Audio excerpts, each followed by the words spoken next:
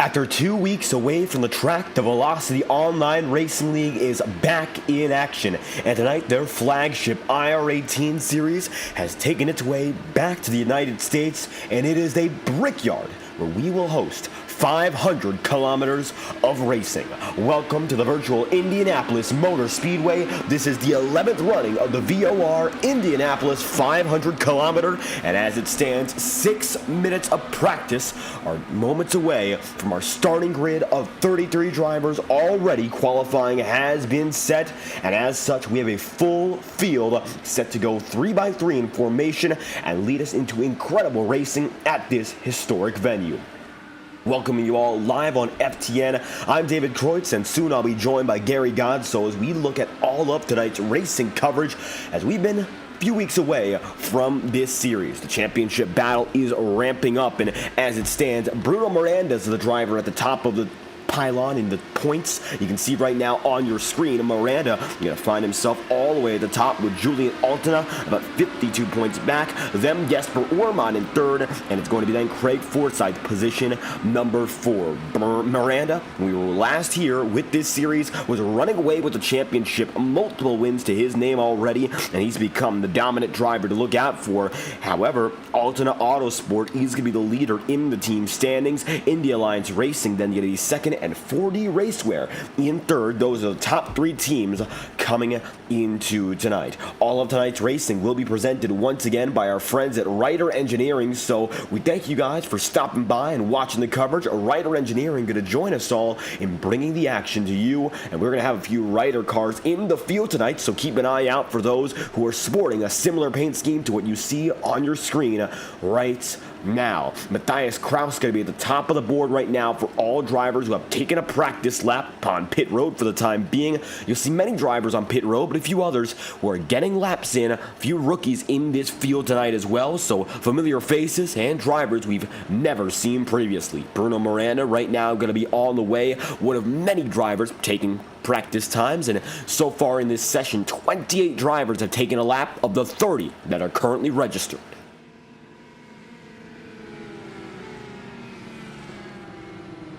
As Miranda gets out in order, it's going to be a very slow lap for these drivers as they bunch each other up. You'll see more and more coming off of pit road as we speak. Behind Miranda, there's going to be Edson Santos, Mark Murphy, and then Matthias Strauss. It looks like now Strauss getting up to the pack as well. You'll see more and more drivers coming in, so expect a simulation of our race start here. Going to give you a little bit more of an understanding of what we are going to look at here in the Brickyard. 2.5-mile circuit with drivers still approaching this pack. It's a fast track. Not a lot of banking, as you'll see, and drivers having to rely on just about 15 degrees of banking through the corners.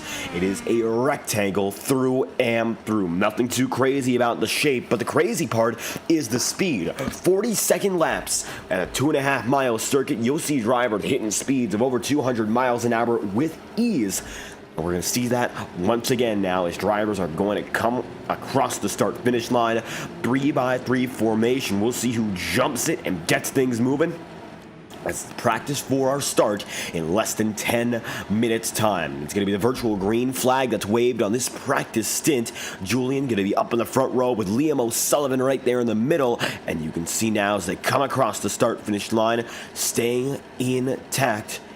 See whether or not they try to go for a move or they're just simulating the pace laps. You'll see there's Joshua Tucker as well, and it's going to be a who's who in this field. You'll see right now one of our rookies in Fyodor Dovzhenko is going to be in 16th in what looks to be a reminiscent paint scheme of Danica Patrick in the GoDaddy number 96. One of the new drivers tonight we will mention on our starting grid as more and more drivers are getting ordered into this pace formation.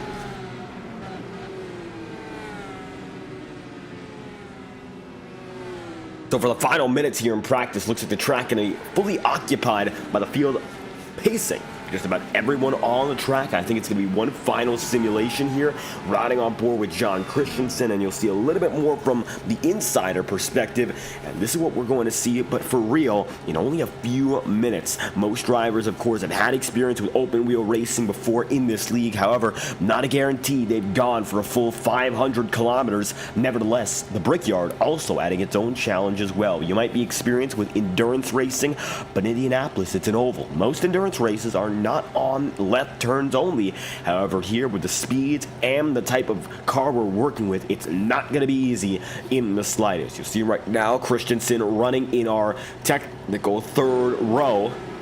And with just about everyone on the track, going back to guys like Bill Cooley and Jasper Orman, they're all set up to get things going here. Alexander Bonney, Bruno Miranda in the mix, Ty Richter. I think they're all right now organized in practice lap speed, save for someone like Matthias Kraus or even Craig Forsyth, both of which not going to be where they were relative to their fastest time. Taking a look back up in front, should be seeing a lap or two if they choose to get going this time by. Up in front, you'll see Julian in that number 11, and it looks like now, yes, we will get going for a little bit of a mock race start, and it's going to be Joshua Tucker leading the field in as we're going to come through turns 1 and 2, a preview of what's next for the night.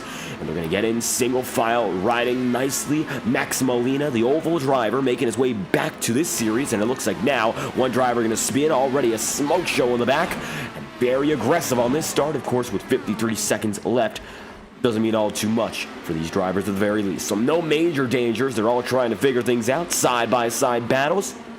45 seconds left to go. Not much else going to come of our practice session. The fastest lap set by Matthias Kraus. However, before we go racing, we'd like to present to you a little more information about the event you are going to be watching live on FTN. So let's take a look here from the virtual Indianapolis Motor Speedway. The Brickyard, one of the most infamous circuits in all of motorsport for over a century, and there's none quite like it. The 11th running of the Indianapolis 500 kilometer here in VOR, presented tonight by Ryder Engineering, and it's going to be an exciting race, that is for certain. And you'll see here Indianapolis Motor Speedway, as we mentioned, it is only going to be a rectangular shape, nothing else to go with it, and it's going to be that speed that really carries the drivers through to make fast, exciting laps from top to bottom. And as you can see once again, here are your standings. It's going to be Bruno Miranda at the top of the board by 52 points, and it's going to be Altona Autosport with the team championship right now in their hands. Manufacturer Altona, and it's going to be Miranda the driver to look out for in tonight's race. Those are your juggernauts, and you'll see the entirety of your top 10 going all the way down to the bottom. It's going to be Joshua Tucker right now in 12th, Zilvazzi 11th, Vinny DeCuna, Liam O'Sullivan, and Pedro Bibel, rookies inside the top 12 of your championship standings, rest of which are the veterans. Now, this is your starting grid for tonight's event. Joshua Tucker is going to be on the pole position with Liam O'Sullivan in second and Julian Altona in third. Jonas Weber, the rookies, in fourth, with Bruno Miranda then in position number 5 and Edson Santos 6th. Mark Murphy and Sergio Vincentini going to be 6th and 7th, and it's going to be Fyodor Dovzenko in 9th and Matthias Strauss to round out the top 10. We'll go more in depth in a few moments. That's the rest of your starting grid, and we have a total tonight of just about 8 rookies, so look out for all of them as we are set to take to the track momentarily. Practice is concluding. We are now on to our main race session, and it's time to look back to the Brickyard and find out what's going on. Every driver lined up on this starting grid with Tucker at the top of the board. Here we go. And as we mentioned, let's go a little bit more in depth about each and every driver. That was a quick flash through of information. Now let's go from top to bottom and find out even more about the grid you're looking at tonight. Joshua Tucker going to be on top with Liam O'Sullivan then in second. And right now, Julian Altona going to be right in third. Now, it's not going to be the traditional double file start. It's going to be for every row, 3 drivers to take to the green flag, and it's going to be Jonas Weber, the highest of all rookies, starting in the second row tonight. Bruno Miranda is then going to be in 5th, and it'll be Edson Santos in 6th, position number 7, Mark Murphy. Then from there, it's going to be 8th, Sergio Vincentini. Fyodor Dovzenko is going to be in 9th, and it's going to be Matthias Strauss to round out the top 10, with 11th, them being Sebastian Kinder and Patrick Zilvazzi in 12th. Vinyan DeCuna is 13th with Dan Ench in 14th. Eric Mercado is 15th, and Matthias Kraus is in 16th spot. And there's going to be a lot of veterans here. Vinyan DeCuna, the only seasoned rookie in this 3-row blip. Then you see Gary Lovern, who's going to be in 17th. Ty Richter is going to be in 18th, and John Christensen is position number 20. Alexander Bonney is going to be the final driver inside of that top 20, and then from there you will see Max Molina in 21st, Bart Firestein in 22nd, and Bill Colley in 23rd. Pedro Bibel, who's in the top 5 of the championship standings, a deep run for him tonight it'll be. He is going to be starting in 24th with Alaric Vandenbosch in 25th. 26th place is going to be Tien Vandenveld, and it'll be Sebastian Alexander 28th, Dan Morera 29th, and Jesper Orman, who we've seen oh so quick at these ovals. He'll be starting in 30th tonight. Final driver on the grid doesn't look to be with us. Hugo Galez was set to start at the back. Unfortunately, number 57 does not appear to be with us tonight, and as such, 30 drivers to take it onto the field. Orman going to be moved up into the 10th row as a result of Galez retiring. And now 2 laps from the green. As it stands, you can see these drivers making their way into formation, and tradition here at the Brickyard once again coming alive. For Joshua Tucker, it's an honor to be at the top of the board, and he's got himself exactly where he wants to be to get away from the trouble in the opening laps. Now, not always the premier position to be in for the entire race, but starting up in front is a huge deal at the Brickyard. You might as well stay inside the top 5 for the opening stint. We might see Joshua Tucker back off, let someone else lead, and try to get inside of that slipstream to already be looking out for the long green flag run. With 30 drivers on the track, though, don't expect it to be an easy getaway for these drivers. We're going to see aggression from the very beginning here. It's the nature of drivers at Indianapolis, and we might just see more of that as we get going in just a few moments. Tucker, O'Sullivan, Altena, that's the top 3. Then from there, you'll see Matthias Strauss is going to be the final man inside the top 10. He starts on the 4th row. And it looks like right now, with the exception of Bill Colley, everyone is in this formation. Bill going to choose to start at the back of the field and going to be starting from pit road to avoid any trouble outside of the top 20. He would have started regardless, so going to decide to wait a little bit longer as we now have ourselves 1 lap to green. Drivers are coming through this time by iRacing official pace car, not going to be with them. Barney the flagman awaiting the time to call the green flag. Drivers come through 3 wide at the line. And excitement for every driver. I'm certain it's going to be almost everyone in the pack more excited now than ever before, as they know we are moments away from getting things going for Joshua Tucker, Liam O'Sullivan, Julian Altena starting on that front row. It's going to be nerve-wracking, but I'm certain right now they're just about as ready as anyone else in the field to take on the track and make things work out. Bruno Miranda, who's been oh so successful throughout the entirety of this season, the winningest driver so far, and your points leader. If there's any race he'd like to win to cap off what's been a fantastic first half and move on to the final leg, tonight it's the one everyone's looking for, and now maybe a chance to execute and get it done in Speedway, Indiana. Sergio Vincentini right there with Mark Murphy. Fyodor Dovchenko is going to be in 9th. And you can see right now some of those up-and-comers inside the top 10. Rookies all throughout. You're going to see Max Molina further on back and further on through. You'll also see Dan Morera, some faces you might have never seen prior to this race. And now they're on the circuit. 30 of the best open-wheel drivers on iRacing getting ready to take on Indianapolis for 125 laps. It's a challenge unknown even as we race week after week, and it's time to push toward the absolute limit in racing tonight in Indy. Coming around this time through, Joshua Tucker up in front, Liam O'Sullivan going to be in 2nd, and Julian Altena in 3rd. Getting things moving this time by, Tucker's going to be able to be the driver to take it to the green flag, get this race going.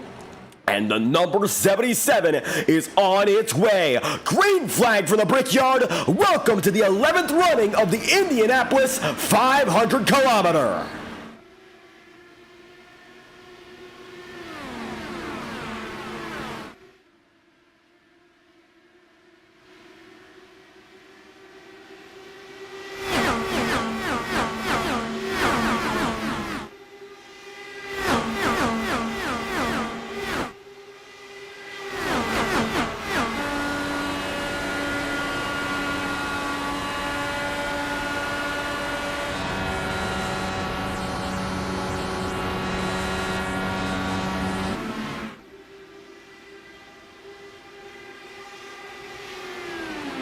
At the line, Liam O'Sullivan going to lead a clean first lap. And we are on our way now here for the virtual Indianapolis Motor Speedway. You're going to see Dan Ench in that number 52. In addition, Gary Lover finds himself now in 17th with Tyler Richter in the 18th spot. A few drivers already bubbling up for some side-by-side racing. We are in for the long haul. Going to be about 124 laps to go from this point on. And drivers already fighting each other for position, but don't expect it to be anything long-term here.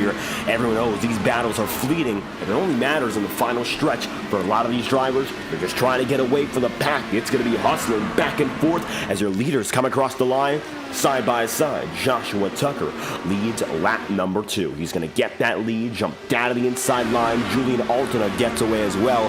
Now it's going to be Bruno Miranda up into 4th. Biggest mover so far on the day going to be Patrick Zovazzi from 12th up to 10th. And the caution's out for the first time already. Yellow flag going to fly. It's a huge wreck in the back. Dan Ench, and it looks like John Christensen involved. Same goes for Max Molina. Yellow flags out already, and 3 drivers already see their nights all but over in the first 3 laps.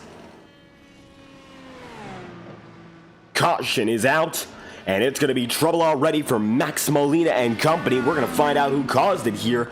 And so early, nights are already over. Let's take a look back and find out what started this incident. It looks like Dan Ench, John Christensen going to start this one. And you can see Ench right there going to be coming down in, and Christensen right up. There they go. Ench gets sent up to the high side of the track, and Max Molina immediately does a cartwheel. Christensen destroyed. Max Molina goes up and over, and we're going to get a better look at that from on board the number 45. Molina already with the hardest hit of the night, and he went for a somersault multiple times in the air. One more time, here's on board with Max Molina.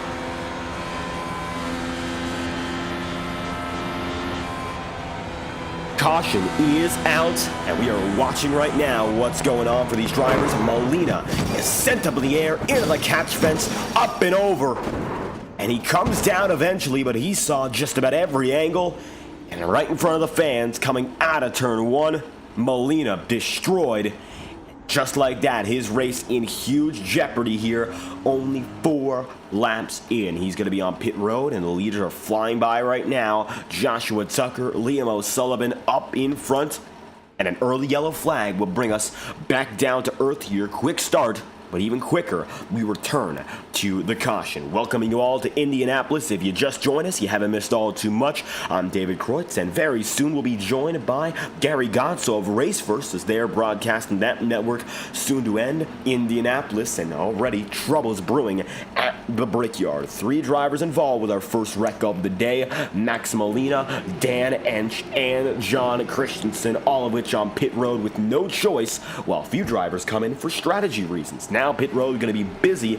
You'll see Jesper Urman, Sebastian Alexander, Tien Vandenveld, also Sergio Vincentini coming through together 5 laps in out of 125. All making it in at the same time. And as such, strategy already beginning to diverge from the very beginning. Some drivers coming in right now to get themselves set up for the rest of the day, and we'll see if that's the right approach as Joshua Tucker decides to stay out, and so does the rest of the top 20 and Dan Marrera, who runs in 21st.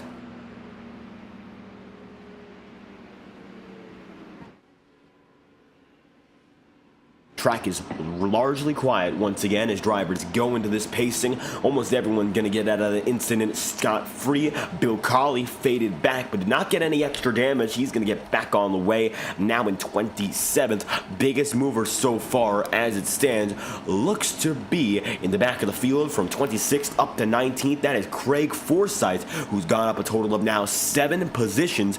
And to tie him on that note, it looks like Dan Marrera is actually going to be able to outdo him by 1 spot. Marrera from 29th is now up into 21st. The driver who's lost the most spots to this point has to be, currently speaking, Dan Ench, who's gone down from 14th to 28th. But of those who still have power under them, it will be Sergio Vincentini from 8th down to 14th. So up and down already for a lot of drivers. However, your top 7 from the race, they're all in the same order as they were when the race started. Liam O'Sullivan led a lap. However, he is no longer the man in charge. It is once again Joshua Tucker who holds the lead.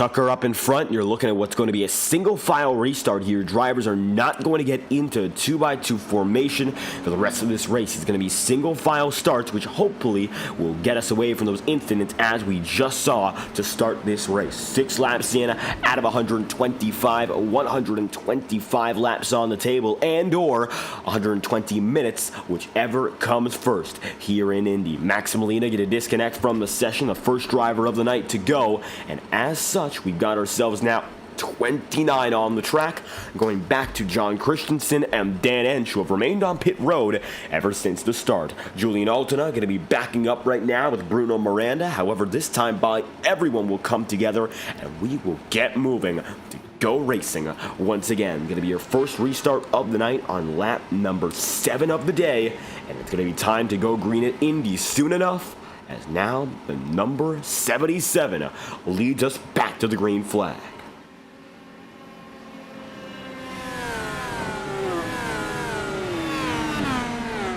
Green flag gonna fly this time through iRacing official pace car, dropping down and in.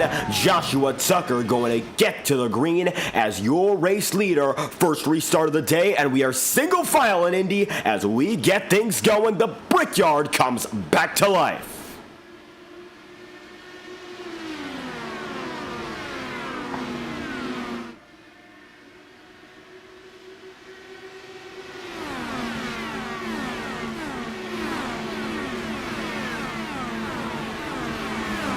Fast start for your leaders. Looking further back, it'll be largely single file once again, and a little bit of 2x2 action here with Sebastian Alexander and Tine Vandenveld. However, everyone else going to get off scot-free, and not much action further throughout. You'll see there Fyodor Dovchenko is going to be in the 9th spot. Number 96 machine there running just within the confines of the top 10. Matthias Strauss and Sebastian Kinder going to connect here, and Liam O'Sullivan now going to go up to the top side. It's still Tucker with the lead, but a little bit of pressure.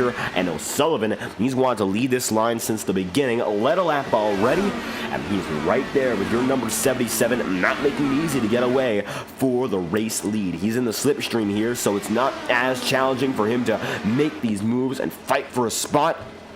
And now he'll go down and in. O'Sullivan going to make the move, get the race lead, and he's got it up in front now, 8 laps in of 125. Now going to have himself on top of the board. You'll see Joshua Tucker there in 2nd. Julian Altena going to remain 3rd, and Bruno Miranda still going to be just into the top 5. And then just behind, of course, that number 78, you will see Jonas Weber in the 75. Right now, Weber going to run just behind Miranda, and then that's in Santos. And there's the bit of a breakaway, mostly single file and drivers on their own, spread apart by 10th after 10th. Ty Richter right now, the number 30, is coming up on Gary Lovern, and we are going to see now what it's going to take for Richter to make it through in the number 34.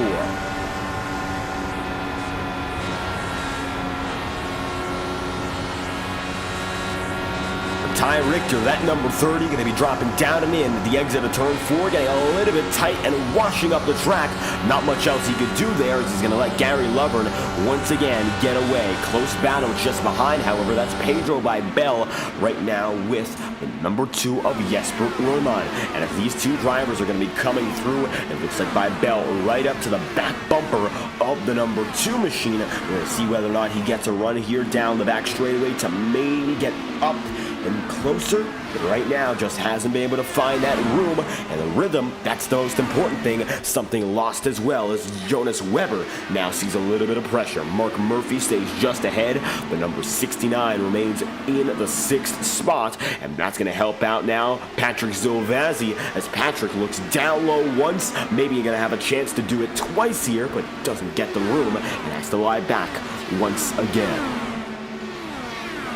11 laps in out of 125. Zilvazzi and Jonas Weber, they're running now just about 1/10 of a second apart, and currently this second run getting going a little bit better than the first, as it looks like one driver gonna have a lot of trouble further on back. That's a destroyed Sergio Vincentini. Destroyed it is for the number 23, and it's a single car incident, no caution to fly, but it looks like the 23's night is already over. Take a look back as out of turn number 2, Vincentini ends up destroyed. Here's a look back at what just happened.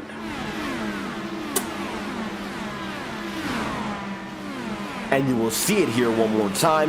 The number 23 of Sergio Vincentini ends up washing top and nosedives so quickly, the suspension all but destroyed, and luckily nobody else involved, but that's going to destroy the number 23's night, and as such, another driver already out of this one. Up in front, Liam O'Sullivan going to lead the way, and it's going to be Joshua Tucker right behind.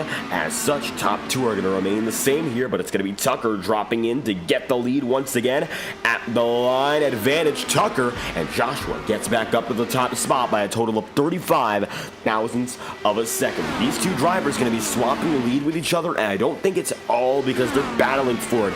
You do not want to use up all of your equipment by leading every single lap, so you take turns leading, going back and forth with that top spot, and that's going to allow these drivers to make the moves necessary to drive in deep and then save up their fuel at the same time. So for the top two, have been cycling back and forth. They're doing exactly what they need to reserve a little bit more for the later portion of this race. All the while, Julian Altena is definitely making moves for now, trying to push a little bit harder and make that aggression more noticeable on the drivers just in front of him, and as such, Julian now within a quarter of a second of your top two drivers. Close battle further on back. Alexander Bonney, the number 18 machine, passed by Pedro Bibel.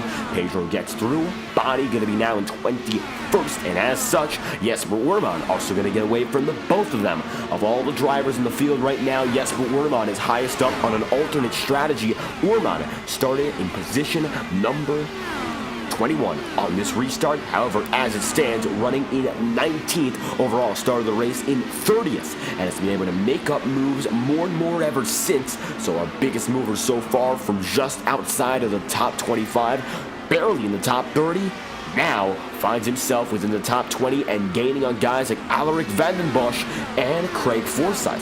Forsyth right now going to be in a little bit of a battle as well. You'll see that number 99 running with Tyre Richter, and it looks like Richter falling off of Gary Lovern might be in jeopardy of losing a spot as the 63 of O'Sullivan drops down in it again.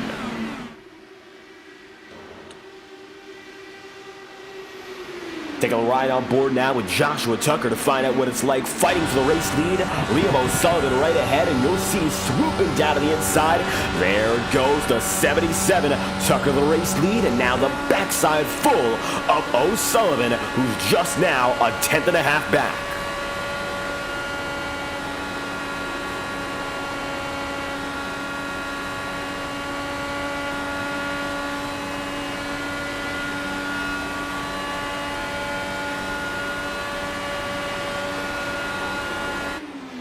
O'Sullivan going to take the race lead. It's going to be a back and forth battle for this entire opening stint, and you got to wonder about that pit strategy as the race goes on. Currently thinking that if anything is going to happen, we might just see a three-stop strategy at about the 40-lap marker every time on these stints, and three-stop strategy meaning for some it will be three, for most of the field actually it would be just about a two-stop strategy, and the reason being, if you've already had one pit stop, then you've gotten that down out the way, then it will be a pit stop and maybe about lap 45 or 50. Next up would be about lap 85 and 90. Then the race will be over at 125. So I think if there is a possibility to go for a two-stopper or a three-stopper, depending on who you are, that is the optimal strategy right now. Bill Colley going to be in 26, fighting with Bart Firestein as Colley goes down to the inside in that number 31, dark blue, and to the bottom, it's going to be Colley making up a spot, and now Bart Firestein running in 26th. Of all drivers who have gotten involved in any incident so far tonight, none of which are on the track.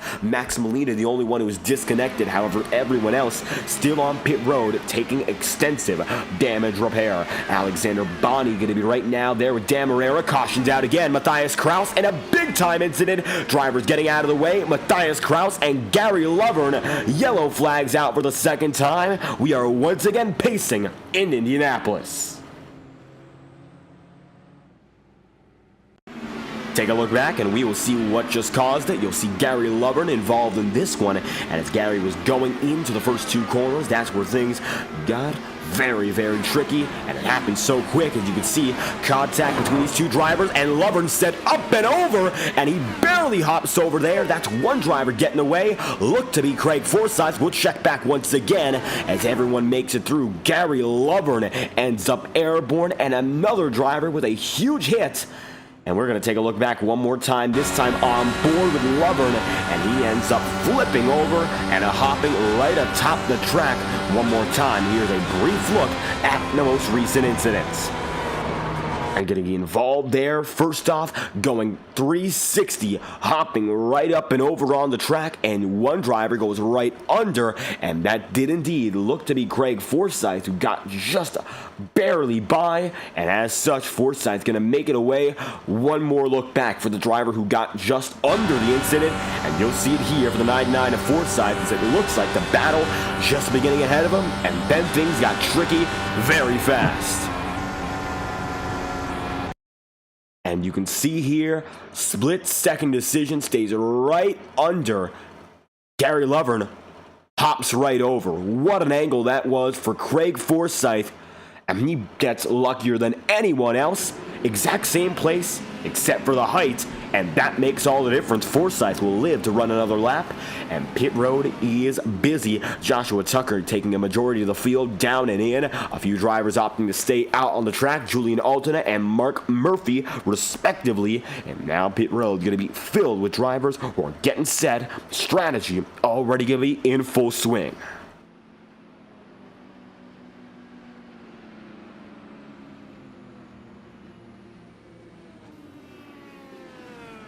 Joshua Tucker going to be in, and so is the majority of the field here. Going to find out who makes their way out first. Pit road is going to be active as all drivers get on the way. Tucker is going to beat out Liam O'Sullivan. Top two remain the same, and it looks like then from there you'll see more drivers coming right out. Then Bruno Miranda, followed immediately by Edson Santos, Jonas Weber, Patrick Zilvazzi, Fyodor Doshenko, and Sebastian Kinder. And then from there, Matthias Strauss to round out the top 10 of those who went on to pit road. Still, 4 drivers, as a matter of fact, who decide to stay out just ahead of Joshua Tucker. They go as follows. Julian Altena, your new race leader. Then from there, Mark Murphy in second. Eric Mercado going to be third. And Bill Colley going to be fourth. It's the 1, 2, 3, 4 grouping up in front, who decided to go for a bit of a different strategy to get things going tonight. And as such, they remain on the top of the board.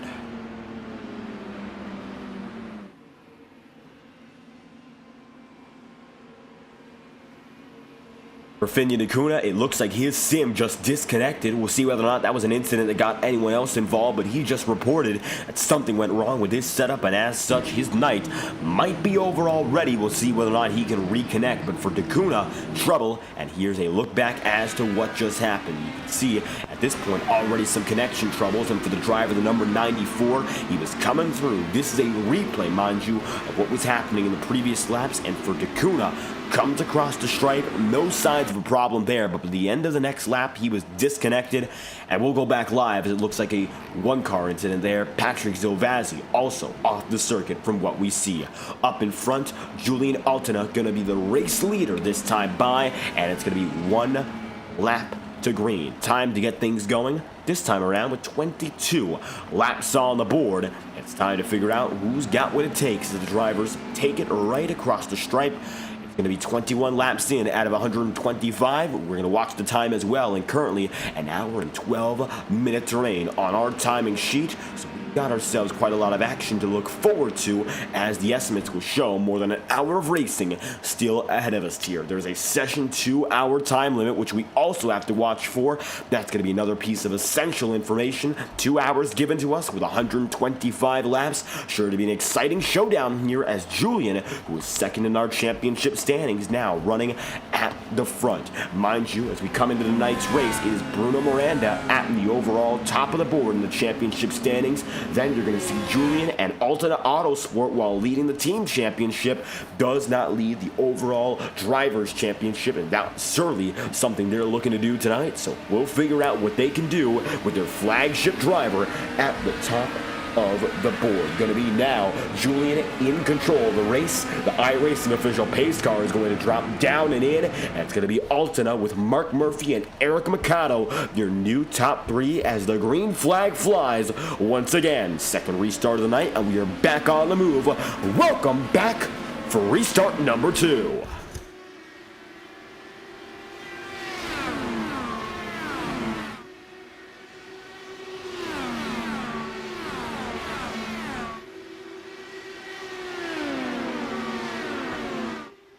Down the back straightaway, leaders get away nicely once more, looking further back, no major trouble, and everyone gonna get away on this second restart now with 22 drivers left on the lead lap. In the early going, quite a lot of drivers having their early troubles, multiple incidents and disconnections. Looks like now Patrick Zilvazzi gonna be down and in to pit road. However, Zilvazzi's night is not over, disconnected, but just reconnected to our session, and Matthias Kraus also going to be with us as well as a disconnection. Julian and Mark Murphy now running first and second for the first time tonight. And to see Eric Mikado and Bill Colley, also drivers who have made major gains. And if we talk about the drivers where we are currently looking at right now, Bill Colley from 23rd up into 4th, Eric Mikado from 15th up into 3rd, and Mark Murphy from 7th up to the race lead for the first time tonight. Mark Murphy in the number 69 out in front. How about that for Mark Murphy taking the race lead, and as such, Julian gonna fade back in a second. One driver who dropped back pretty big on that lap looked to be further on back in the tail end of the field. You'll see drivers like Team Vandervelde, but it looks like Pedro Bibel dropped back down the backstretch and then got back in formation. As a result, Julian now takes the lead in the turns 1 and 2, returning to the top spot, and Mark Murphy is going to be in second again. But now going to try to open up the track, go a little bit wider, and go down to that bottom side. Dan Ench is officially disconnected regarding the first incident of the day, and as such, Murphy takes the lead. Eric Mikado now putting pressure as well. We're coming down to lap number 25 out of 125 total, and Gary, the start of this race, nothing short of exciting. 2 cautions so far, lead changes and strategy all over the place. 4 drivers on old tires, and they're running in the top 4. In the back. There was someone spinning off of 4. And Alexander Bonney and Seb Alexander look to be involved in that one. Yeah, looks like they punched out in time before it went caution there. But yeah, good to be here. Sorry, a little bit late. I hope the 3-wide start was exciting. It's the most exciting start in all of motorsports is that 3-wide start. Good to see my Indiana teammate here and Murph leading. Of course, being ran down by Julian, who's no slouch here. Going to get him at the line. But we're 25 and 125 into this. So that means we are getting awfully close to pit stops. These cars only run about 30 laps or so to a stint here, which means if you do the math, there's going to somewhere along the lines try to save 5 laps worth of fuel in order to make this on one less stop than everybody else.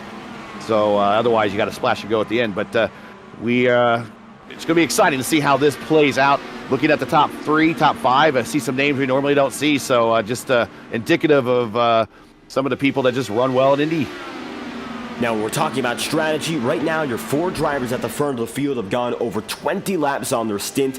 Everyone else is on a strategy that only started about 5 laps ago with our most recent caution. So for Murphy, Altena, Mikado, and Bill Colley, they are at risk of having to come down a pit road before lap 40. Everyone else should be able to go about 25 laps more, as they're only now a total of 7 laps in. Sebastian Alexander going to be back on the way on a brand new stint. Looks like 35 seconds down as Alexander gets back on the move. Now going to be 21 drivers on the lead lap, and battles are still brewing.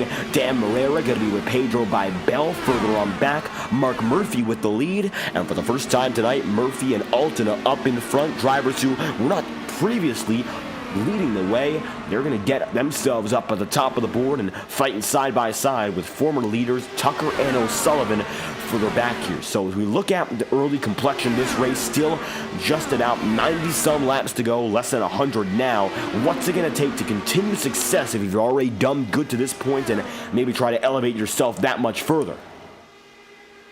And again, at Indycar and especially at Indianapolis, it's all about fuel conservation and saving your equipment to the end. You know, it's just look at some of the all-time greats at the IndyCar racing when it comes to being on the top step here and a winner 4-time, Rick Mears. You never saw Rick. You saw Rick Mears very early in races, but in the middle parts of the races, he tends to go back, and then at the very end, there he is again. And then he won 4 Indy 500s that way. Well, maybe 3. The 84 race, he pretty much dominated from start to finish. But yeah, you got to be there to finish first was finish. So you got to be there at the end. I'm not saying anything that is insanely insightful right now, but we got a long way to go, and these guys just need to keep it off the wall, keep their cars clean, keep it off each other, and just make it to that last 30-lap stint. That's what it is, like getting to that last 30-lap stint. And there's a lot of time until that final 30-lap stint here. Is Julian going to drop down and in? I think most drivers understanding from lap 90 onward, it is for real here. So you do not want to mess up your equipment by getting involved in a little bit too much of an aggressive style of racing. Most drivers are separated several tenths apart, even a few drivers seconds apart. I think with the first 2 cautions, those are the warning shots tonight. Now everyone running largely in order. There's Liam O'Sullivan with points leader Bruno Miranda down to the inside. Miranda going to make a fast pass and move up to 6th here. O'Sullivan, who started up in the 2nd row and 6th tonight, he's right now going to find himself in that 6th spot. And a matter of fact, he's going to get another spot taken perhaps by Edson Santos, who is coming up. The closest battle in the entire track right now is for the lead. Eric Mercado, Julian Altena, and Mark Murphy. And these 3 drivers are swapping the lead back and forth. I think they are saving a bit of fuel that way, but everyone wants to lead here at Indy. And these 3 drivers have gotten the chance to do so for the majority of this stint. And that 3rd driver is getting kind of the raw end of the deal. They could benefit off the draft down the straights, as they have a choice of two big holes to really punch that they can follow through.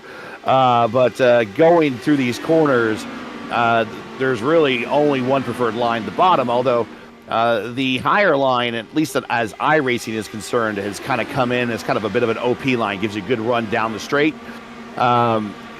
If each one of those cars, first and second, is one's at the high line, one's at the low line, that 3rd car, he's catching arrow wash either way. I mean, he's kind of screwed. So it's just keeping in the draft, making up what you lost in the corners because of you had the arrow push is really key. If he has to do a lot of lifting because of the arrow push, he's just going to fall back closer to the grasp of Collie, and then he's going to end up losing time to the leaders because he's going to be racing Collie. So he is right in that danger zone right now.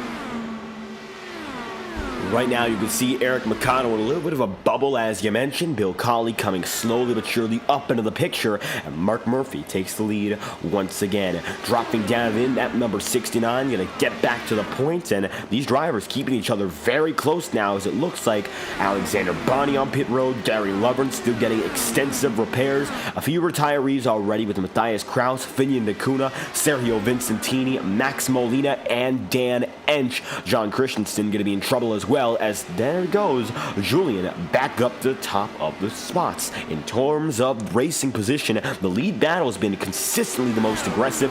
Sometimes we see multiple swaps in one lap alone. The rest of the field right now going to be a little bit calmer. Pedro Bibel coming up on Alaric Vandenbosch. That's the fight for about 15th here, and while they're not really tight to one another just yet, there's so much tow, and one driver who's already signaling pit in, that's going to be Julian, and it looks like the 11 due to come in this time by at the end of a 34-lap run. All right, that's not bad. That's not bad at all. So we'll watch this pit in. There's a bit of an art to this in here in Indianapolis. So they got very thin brake discs on these cars. So they don't stop on a dime. In real IndyCar racing, they kind of pump the brakes a little bit, kind of warm them up. And then as they come on the pit road, they got to kind of lead up to the cone right there, right at the cone. Okay. If this is the IndyCar configuration of the oval, that's the NASCAR configuration. That cone is right there at pit entry. So that would have been really impossible or very, very hard to bring the cars down from 200 plus down to, I think, pit road speed of 55 or 60. This at least gives them a little bit of a run-in to do that. So now they hit their stalls right, each one of them there. Got some other cars coming off of pit road. Pneumatic jacks on these cars, so they don't have jack band that come over and jack up the car. Unless they're broken, they do have manual jacks they can do that with. 4 tires, fuel, and down. So now we're looking at their next stop occurring, if they went 34 laps on that run, give or take, we're looking at about lap 70 or so for their next stop.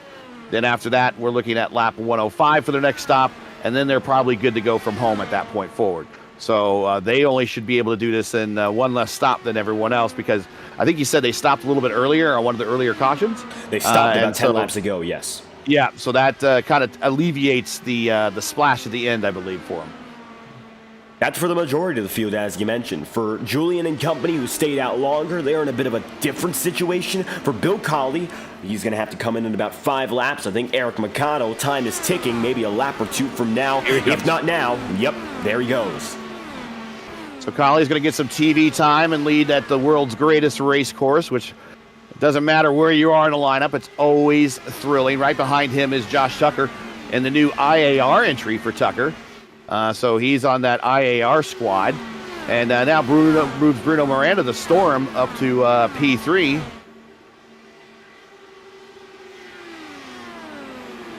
So a new top 3 up in front. Bill Colley still has to pit, and Bruno Miranda now fighting with Liam O'Sullivan for the final spot on the podium currently. This will end up being about the fight for second, but O'Sullivan being blocked every which way. Miranda not getting up that position. Bruno, already your points leader, knows how big a deal it will be to win at Indianapolis with such a strong first half from Miranda. Now coming back to wind the season down until we, of course, find a final race in the 1st of June. It's going to be a final 2-month dash till the checkered flag of season 11, and it's been a fantastic one to this point. And Miranda, the dominant man, he'll back off for this position in particular. He's down to 4th. Liam found the high line, a little OP right now, got the run on the high side right there in front of the Riley Children's Hospital suites. And Bruno saw it, and he could not, he had to let go. Otherwise he was going to squash the car in front of him. We're going to battle for the lead here coming down the main straight here with Tucker. But Bruno lost 2 positions because Santos got around him as well. And now Bill Colley going to face some pressure from the race lead. It's going to be Tucker who gets the spot. Colley, more often than not now, going to be fading back in time, and his older tires might be wearing him out here. He's got to eventually come down a pit road. Not much else he can do for now. So it looks like it's going to be Julian now fighting with Sebastian Alexander further in the field. And the second pack going to see some drivers on new tires and old. You can see right now Alexander, Bart Firestein all together 16th and 17th respectively. Then you see Dan Morera right there with Team Vanderveld and Pedro by Bell. And there's a 3-car mix-up right here, 12th to 14th, and Bill Colley does come down and in. So 39 laps in out of 100, coming to lap 40, or rather out of 125. Colley is in for the first time, and the longest driver to run it there as he makes it through. So Tucker now has the lead. O'Sullivan is in second, and Edson Santos, we haven't mentioned him, but he's been gaining about a half a second every lap on Tucker. Now he's right behind your top 2, and as such, he's going to find himself there inside the podium, now making more gains as your new leaders battle each other. Interesting, I watched Colley's pit stop, and he didn't go for tires. He only went fuel only. Interesting. But since he went fuel only, it didn't save him any time, because it's still the same amount of time to fill up. You could put new tires on in 5 seconds on these cars. So he didn't really save himself some time, although he must feel comfortable with those really old tires right now. So interesting. So Colley back on the way right now, going to be scored in 20th behind Eric Mikado. Going to cycle out just in between Ty Richter and Eric Mikado. As it stands, of all drivers on new rubber, it will be Julian who has the advantage. Then you look back to Mark Murphy, who was about a half a second behind. So Julian right now, of all those who was on a strategy to go the end of the way, right now leading those who are still on the track with older rubber. They're still fighting each other ahead. And Liam O'Sullivan once again drops back. The number 63 runs in second here. See another group of close battles. A few rookies who are coming up inside the top 10. Jonas Weber in the number 75 and Fyodor Dovchenko in 6th. They're now running rookies just within the confines of the top 5. And even though Fyodor is not there, Jonas is. And they're right now both catching up to Bruno Miranda, which may make good for a battle here. We had 8 rookies register for this race, and now, although not all of them are still going, they're giving a good fight as Sebastian Alexander is with Julian and Mark Murphy, and it's now the closest fight in the field. Julian with a lot of pressure, as you can can see Sebastian Alexander and Mark Murphy both coming closer now. It's a gap of about 8/10 between 4 drivers here, and they are getting even tighter down the straightaways. Murph to the inside in 3. Might go 2 for 1 here, and I think he's gonna. Yeah, he clears him into the short chute. So this is the north end of the racetrack. Indianapolis Motor Speedway sits... Matthias Strauss has trouble. The number 8 is going to end up in the wall and parked. Ooh. So we got an incident here. Nobody else involved. It's Matthias Strauss and the number 8. Take a look back here and we'll see what caused it. Looks like a turn 2 wall. Oh, got loose. Got loose. Might even clip the apron just a little bit. Let's see here.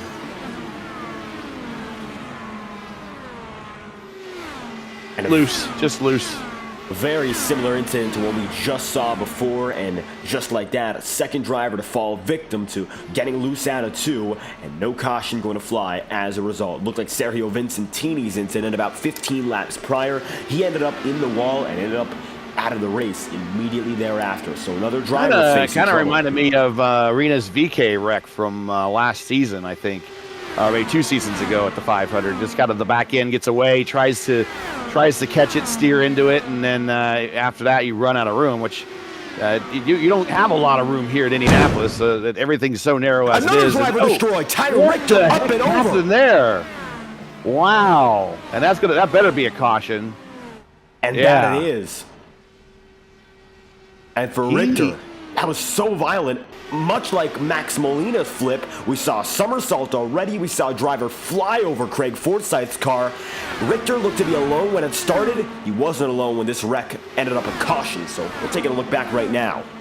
Yeah, I don't even think he lifted when he smacked the wall. He goes to the inside retaining wall, and thank God this is sim racing, because if that was real racing, we're looking at a very potentially serious situation here. Oh, and he goes right into the tire barrier. Yeah, it just happened so quickly. There's a tire barrier wall there, temporary wall that separates the oval from the infield road course, and that oof. Richter destroyed, and to add to that, the tire ends up flying right at the drivers. Luckily, no other contact, but that was a very, very dangerous spot for all the drivers there, and you're right about that. Luckily, this is not anything out of the sim. Tyre Richter destroyed. Caution is out again. This is our 3rd yellow flag of the day here, Gary, and as such, a chance for drivers to come down to pit road. I'm expecting to see Joshua Tucker and company make their way down and in, and we'll see if someone like Julian opts to go in as well, although I feel that won't be the case. So we're going to see with pit the road tire, get busy. with the tire limits, I don't. They still have. I think that's a rule. I'll double check. But I think they have 5 sets. So 1 on the car, then 4 in the pits. And if he just put on a new set, and he is only 11 laps into the current stint, and he's staying out. Yeah, I wouldn't pit just because of the tire limit situation. So with that being said, Julian going to assume the lead once more with Mark 6. Murphy. 6 sets. So 1 on the race car when you start, and then 1 or 5 more in the pits. So Julian is going to be. I think he's going to go to the lead because I don't think he fell off the lead lap. So he Murphy and Mikado will assume the top 3 spots again, and the rest will have fresh tires behind them. Now, fresh tires, very short in the run, would have a benefit for these guys. But aero wash is the great equalizer here at Indianapolis. So Tucker needs to get out in front of everybody, which he has, and then on this restart, immediately dispatch Mikado. I mean, he cannot wait any time to get around Mikado, and then try to get to Murphy and Altena before the goodness of his tires run out, which it will. It only takes a lap or 2 here before you're really running on tires that are starting in a degraded state.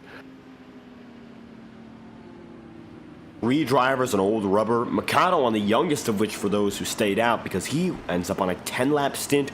Murphy and Altena on a 12-lap stint. Joshua Tucker, Liam O'Sullivan, Edson Santos come first through third out of pit road.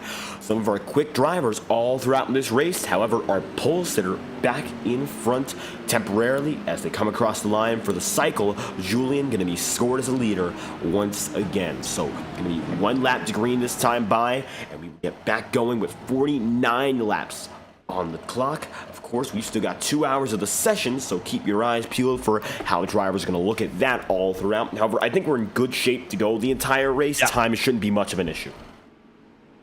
No, I think they'll be able to go the distance. As such, everyone getting set up again. Julian going to be first. Single file restart for the 3rd time tonight. Right now, 19 drivers are on the lead lap, going back to Bill Colley. And it looks like now Bill on the youngest set of rubber of every driver as Ty Richter will disconnect. So Colley getting back with the pack here. Going to be 19 drivers to look out for on the lead lap. Patrick Zilvazzi is still driving after a connection error. 2 laps down. Matthias Strauss is 5 down on pit road. However, still looks to be active service here, so Strauss's night is not done. For Gary Lovren and John Christensen, they're effectively done here, but still connected on the circuit. So we'll see whether or not they try to come back on. However, they both have been on pit road now for longer than 25 minutes. For John Christensen, he's been on pit road for 40 minutes now, so the longest of any driver. He spent almost the entire race off of the circuit. Yeah, tough day for Team VOR. 3 cars already out of the 5.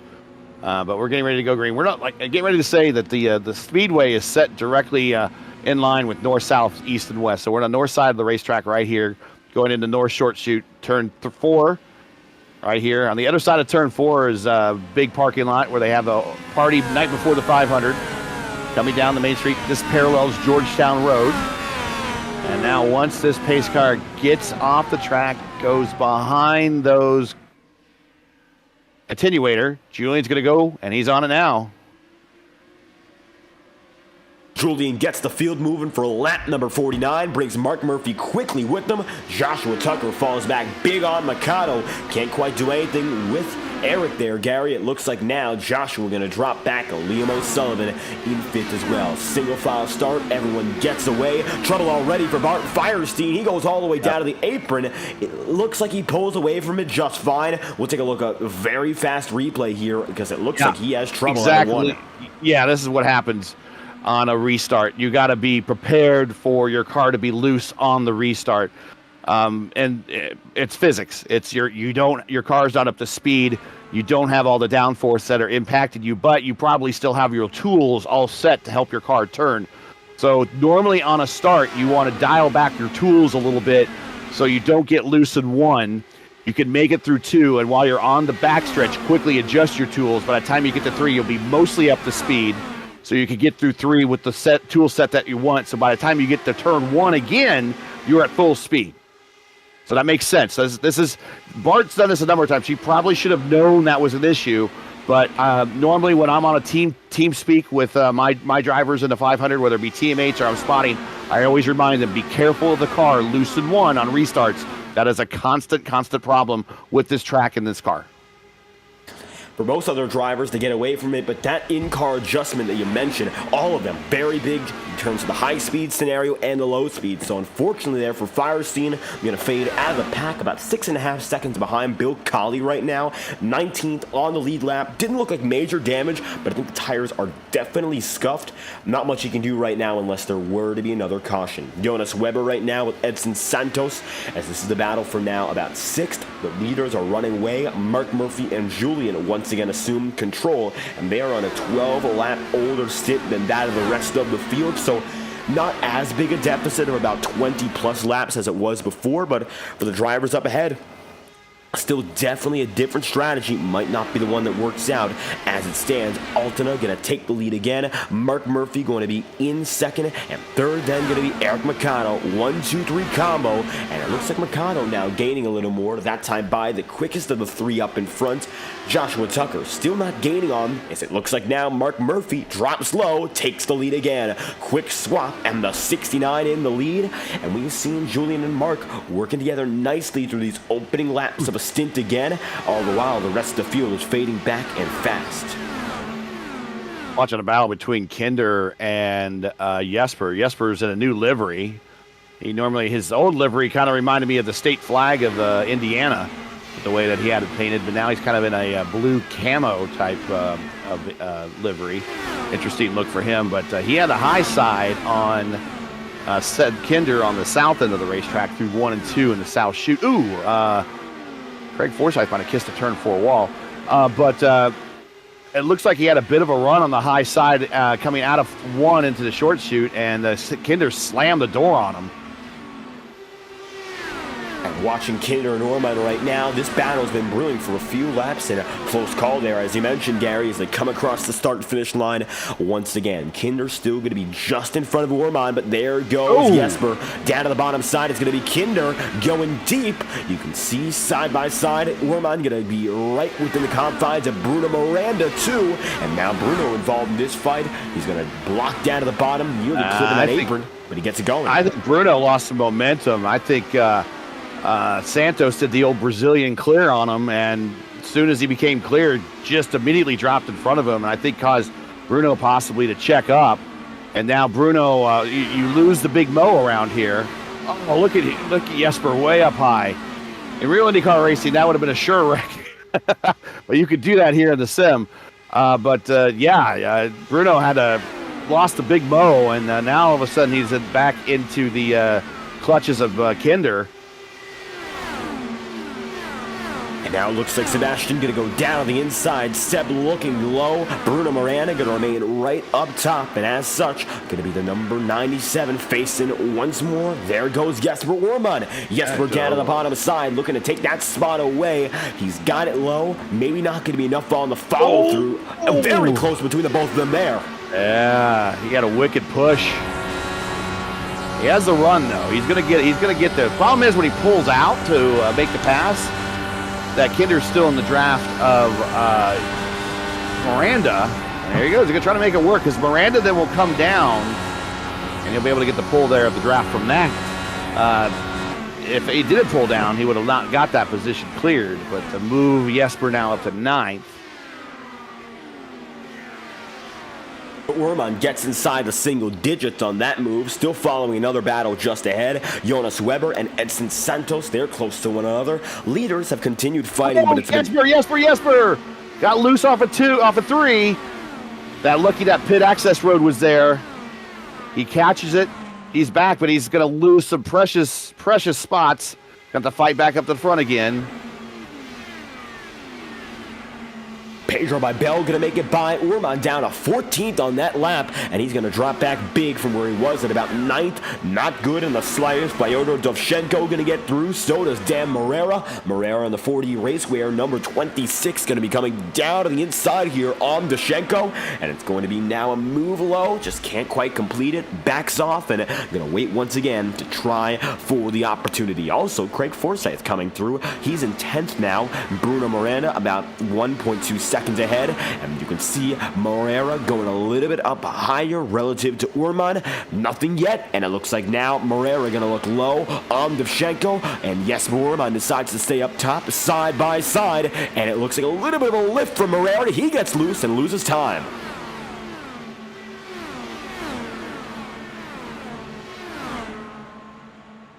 Those tires are not lasting as long as these guys would like, I think.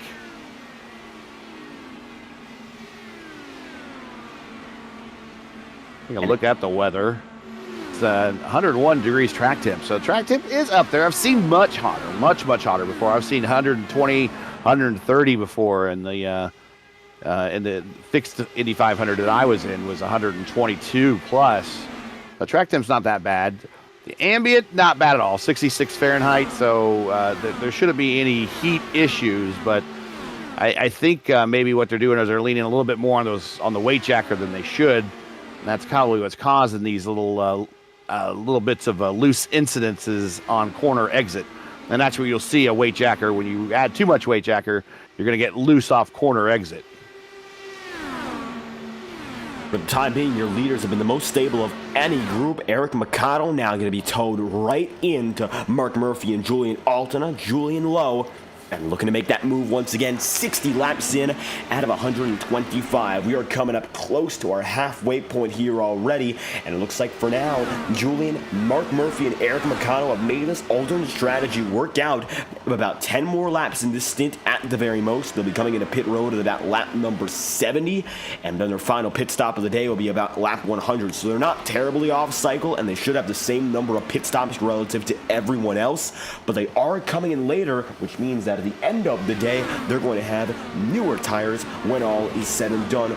For a very short period, then the rest of the field will come back and get them again. Bruno down to the inside, but Bart Firestein has trouble too, and again, Bart going to lose a lot of time, 7 seconds on that lap, but he's still alone, nobody else involved there. He'll get back on the way as Orman going to have to lose a spot again. Seb Kinder moves up to 10th. Yeah. Jesper tried to follow through that group and didn't go for him. Now he's on the inside, on the outside, trying to make a pass. Meanwhile, Kinder's in the draft of Forsyth, and that's not going to help Orban at all. But he hangs it to the bottom, gets his wheels almost down to where the old rumble strips used to be on that concrete.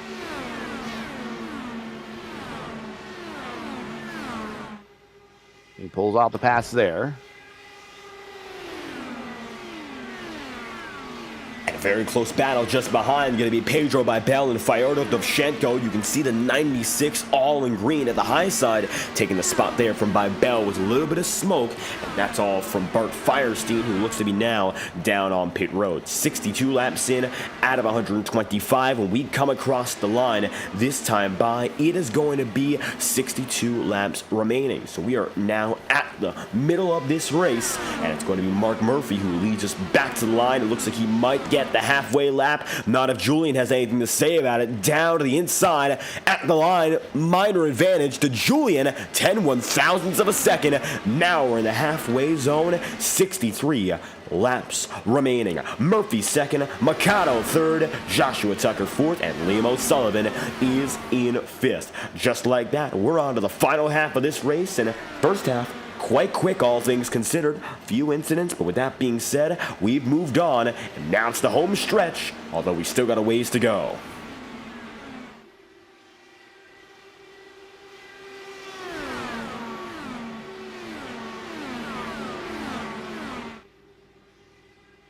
So they should be looking at pit stops here for Murphy and Julian about any time. Now, there was a caution involved in there after their stops.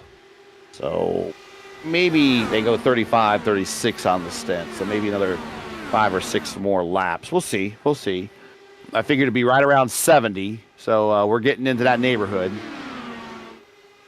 And that we are very close to that lap number 70 point you've been mentioning here, and I think that's when we're seeing the first wave of pit stops.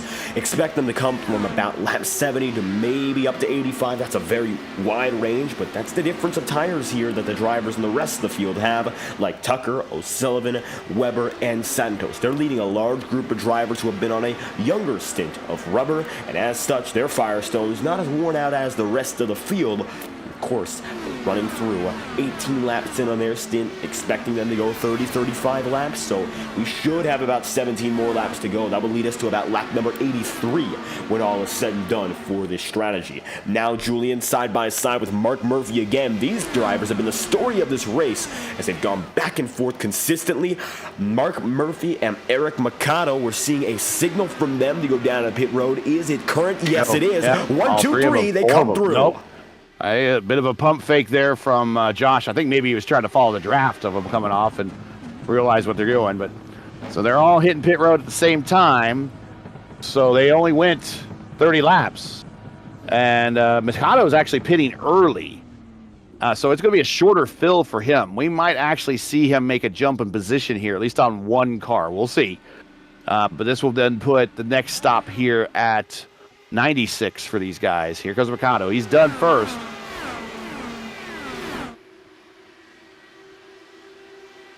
Yeah, and he got Julian. So, yeah, just as I thought, he jumped one because he pitted 2 laps earlier, and it's a shorter fill for him. And it proves that way if you look at the numbers in the box. Mikado was 8.8, where Murphy was 8.4. Or or 9.3, excuse me, and Julian was 9.5. So that's the difference of a shorter fill for you. And just like that, it's going to be now Mark Murphy leading this very small group on the strategy. Eric Mikado going to be now second of which, then it's going to be third, Julian Altena. So now look back in front, you're going to see Liam O'Sullivan, Joshua Tucker, Jonas Weber, your new top three with 59 they're laps right to go. Right, and the leaders are right behind the guys that just came off the pit road. So these guys really, really want to hustle to stay ahead of this group.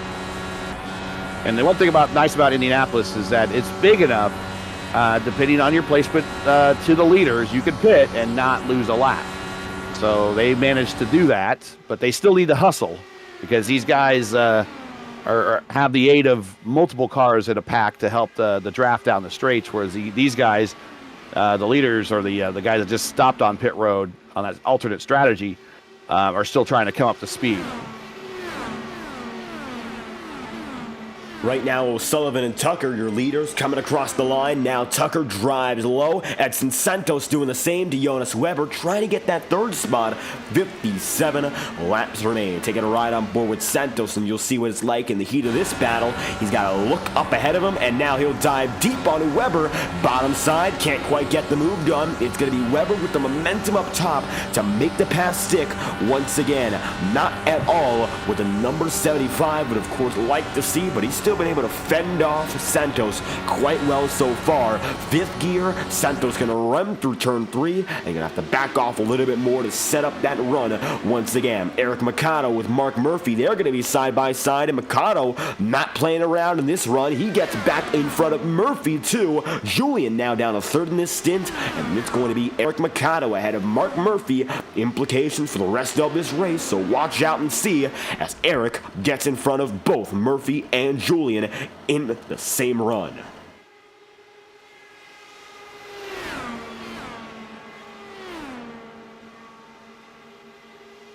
Yeah, and so what you see happening here is Julian is getting a little bit of the medicine that he and Murphy were serving up to Mikado earlier. Mikado was that third car, and it was really hurting him to kind of keep up with that group. Now these two are giving that same medicine back to Julian, and he's going to struggle to try to keep up.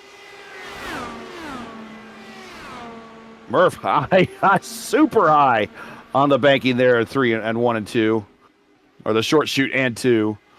So right here, this backstretch is a 5/8 of a mile backstretch. It separates the infield from right next to the road. The track there is a Brickyard Crossing golf course. So the backstretch separates the main part of the course from the infield portion of the course, which takes up 3 holes on the infield portion of the speedway there. It's the home course for the Speedway High School. They're known as the Spark Plugs. That's their mascot. And that's their home course they play on when they play high school golf.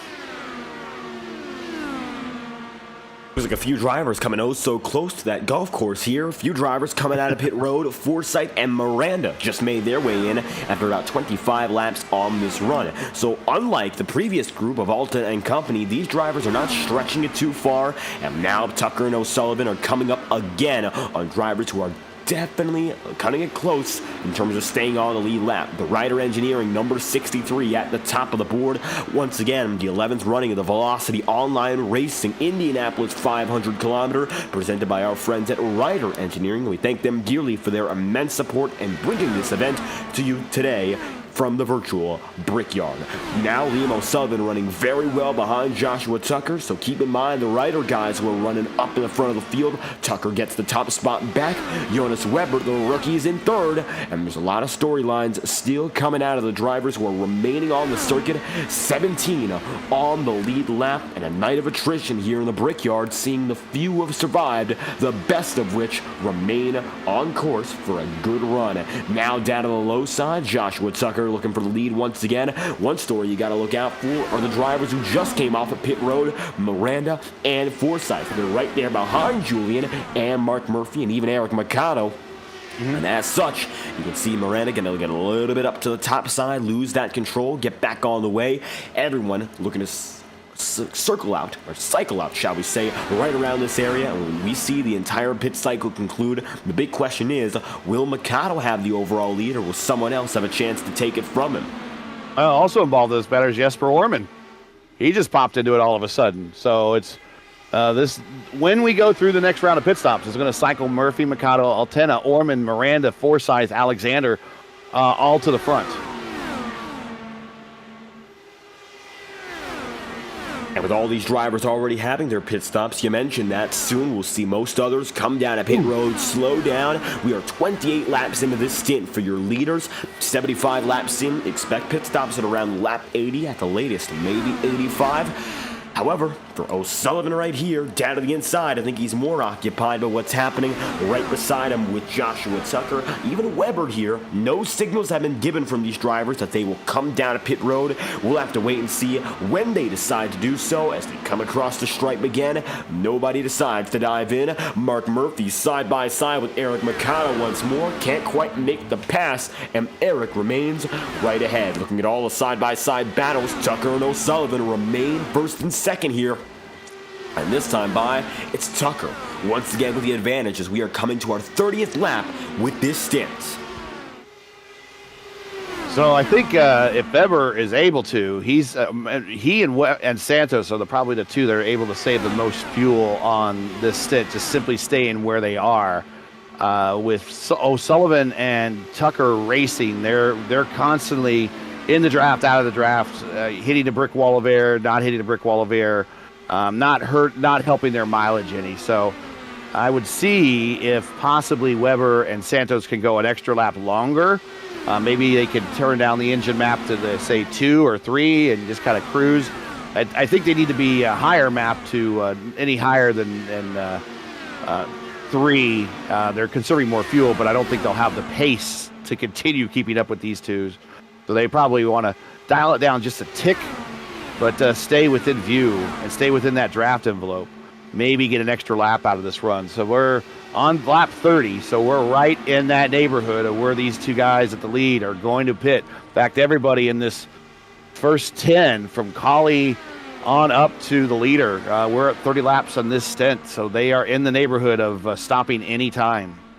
3 drivers have come down and in so far. Tien Vandervelde, Fyodoshenko, and Alrik Vandenbosch coming in on their 30th laps, all in unison. Yep. And as such, that's the first group to come in here, Gary. One driver going to get loose on the road right behind the leaders, and the rest of the field looks to be good to go here. Bill Colley coming up in 8th. By Bell, looks like he's tapped the wall just a bit, but he'll keep going. And now, you got to wonder, how much longer will Tucker and company stretch it? Jonas Weber giving the signal he's coming down this time, and so does the rest of the top 3. Now, so get down, hit that mark, don't get run into. Everybody safely on the pit road. Make sure to remember the pit road rules here at VOR. You can't run on that inside lane until you're 3 or 4 away from your stall, and then you can only use that inside lane to come up to speed briefly, but then you have to get right out to that outside lane. You can't run through brick pit road like you see in a lot of fixed races. Simultaneously, everybody up on the jacks, those first 3 cars, synchronized, down on the way, waiting for the fuel, precious drops. Now, so in real IndyCar racing, though, those are gravity-fed fuel tanks from pit road. So there comes the leaders. Those are the guys that are going to be the leaders over the cycle, like as we said. So as the race goes on and the fuel gets lower and lower in those tanks, there's less weight and gravity pushing down those remaining gallons of fuel in there. So fuel flow later in the race is actually slower than it is earlier in the race in real IndyCar racing. I don't think that's reflected here on the sim, but it's a fact in real IndyCar racing. And right now we're watching Weber, who just got out of pit road. A few others just came in here. Dan Morera, Edson Santos together, 80 laps in. And your new race leader looks to be now Julian, as Pedro Bibel is down at pit road. And we mentioned it, and it looks like it happened. They've cycled out now to the lead with a 14-lap run so far for Julian, 9 laps for Forsyth and Miranda. And your first driver on brand new rubber, Joshua Tucker. So yeah, Orman up there. Pedro's still the leader, but he's on pit road, so he's going to lose that when he is down. He's now down the way, but he's going to lose that right there, and he gets passed on the main straight by Murphy or Tenna, who's ever kind of leading coming off of 4. Back when, before the most recent pave job for the Speedway was 96. But before that, it was a while. And I remember as a kid going to the Speedway, and when those cars would, for practice, oh, man, Murphy almost hit a wall arrow push, and he had to lift a little bit, and that's what gave Orman the opportunity to make the pass. But when these cars would go around, they would smack that yard of bricks at the start-finish line. It sounded like a gun going off. It was a big old pop sound. It's no longer there anymore, but I just remember it as when you went to the track, it was always one of the highlights of watching the cars go by. They're always so loud, and when they hit that little part of bricks there, that little yard of bricks, an additional pop would go off. And right now, so Jesper Orman's in the lead. Yeah. There goes Jesper up to the top, and he's going to take it from the 3 drivers we thought were surefire candidates to lead the next about 10 or 15 laps. Now it is Jesper Orman up in front.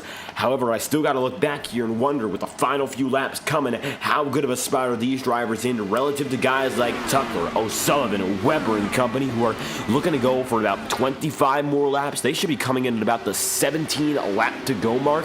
I don't expect drivers to go the full 30 now, given how close we are to the end of this race. So I think a bit of a difference in attitude now. It's going to be a bit of a switch up, shall we say, as drivers understand you can't really go the full distance and expect to be optimized. You have 43 laps to go. Most drivers are at least halfway in their stint.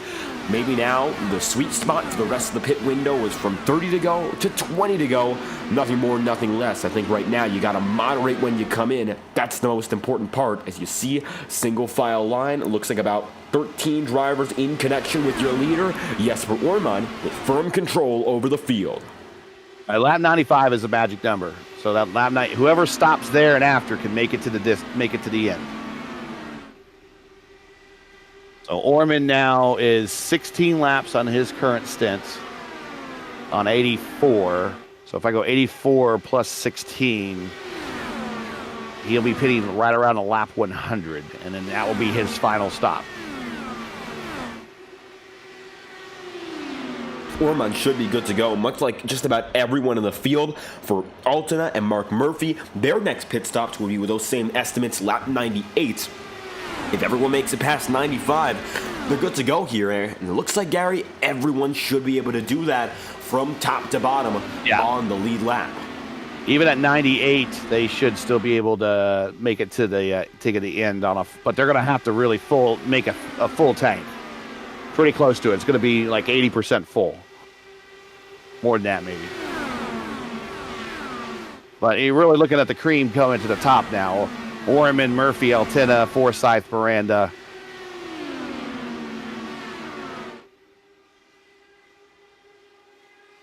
Although nothing against Mikado. Mikado's done an awesome job. I think a lot of that has been smart driving and smart strategy. And it doesn't hurt when you follow Julian and Mark. Those two know what they're doing. And you got to wonder now with Eric Mikado, is he laying back intentionally here, or simply just people cycling out with a little more power as they came by him? I think he's still in a good spot. I mean, 6th is by no means not a far drop, but at the same time, he's not trailing Altena and Murphy directly here. That might mess with the rest of his race, shall we say. I don't think he needs to save unless he needs to pit before lap 90. If he needs to pit before lap 90, then he needs to save.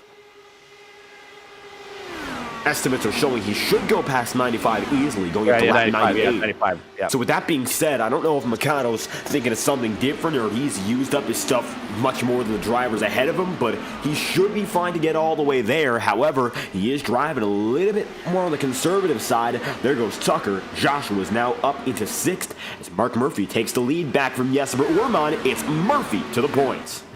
Yeah, so it's 95. I misspoke it. So I said 90, but if he can make it to 95, then he's good to go. I imagine he's pushing.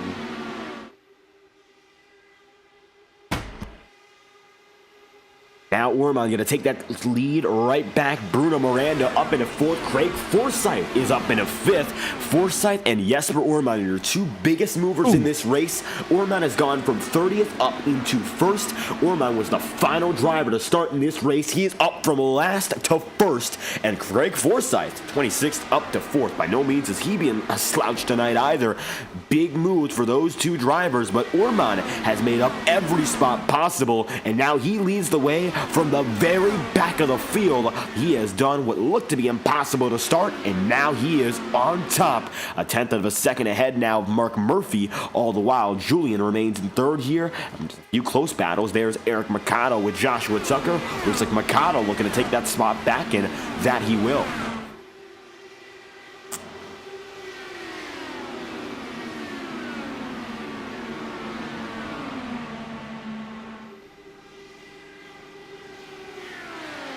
Jesper Orman. Yeah, so, I mean, to cut you off.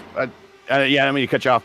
I was just doing some number crunching. So, what really is going to be what might cost Mercado and Julian and Murphy the race is that they have to get a longer fill than everybody else, and those are going to be a crucial couple of seconds where the other drivers don't have to fill as much. So I would say right now they are not in a position to win. They're in a good position. They're not in a good position. They need a caution in order for everybody to come down pit road, and then they can hold on to their position. But I think if they do green flag stops, I think they're going to lose positions. But with that being said, you got to wonder, is that when Mark Murphy's letting Jesper Orman go? Maybe a little bit of fuel saving in play there, or is it just too little to really make any difference? If you can make it to 95, there's no point in fuel saving.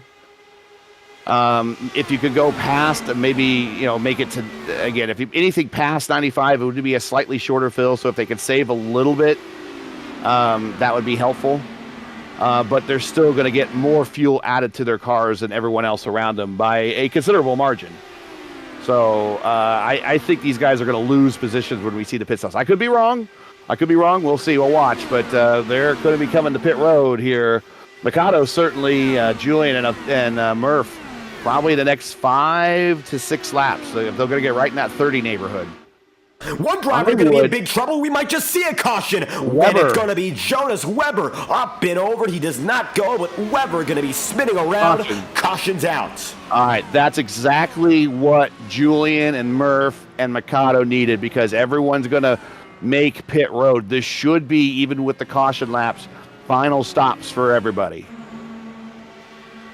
And then now we're not looking at fuel mileage race. We're looking at a race to the end. But these guys are going to have to conserve a little bit of fuel under caution here, just to make sure they have that little bit extra edge. But let's see what happened to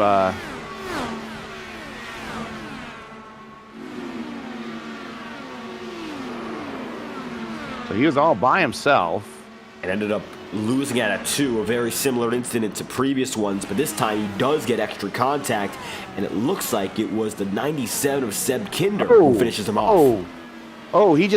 He just really missed. And he almost drove up on Kinder. Bleibel had his life just cross in front of his eyes right there. He just missed the turn in to turn 2. I mean, there's nothing else to it. I mean, he just utterly missed the turn into turn 2. He didn't even hit the line. Maybe he had an equipment failure, something we don't know about, but it wasn't even close. Pedro Bleibel getting very lucky there, as you mentioned. The gap between these two drivers, I think about a foot made the difference there. And Bleibel, that in-car from Bleibel, gets away. Watch this. Whoa, his whole life goes just right. He sees his birth, sees all his birthdays, kids being born, graduation, marriages, death. He just watches his whole life flash before his eyes right there. Well, he's still alive here, and he's going to come down to pit road with everyone except for Joshua Tucker. He's going to stay up in front. Mark Murphy goes down low. That's interesting. Tucker might have just changed the entire race here. Not quite sure what the call is. He might think he can make it, or he's banking on some more cautions. So in front of him is 10, and so 10 is going to get the wave around. wait a minute, actually, he might pit next time by because only the pit road was open to only people on the lead lap. So we'll see. He might actually duck in next time. And Collie, I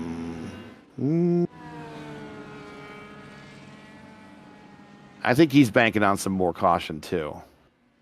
So they're 14 laps, both of them. And let's say they just stay at 6. So we're at lap 93, coming to 94 plus. I don't know. I think they need to stop again. I think they're banking on more caution. Just me. That might be the case. I don't see any other possibility for them to make it all the way. That would be a 47-lap stint, and that's just not possible given what we've seen so far tonight.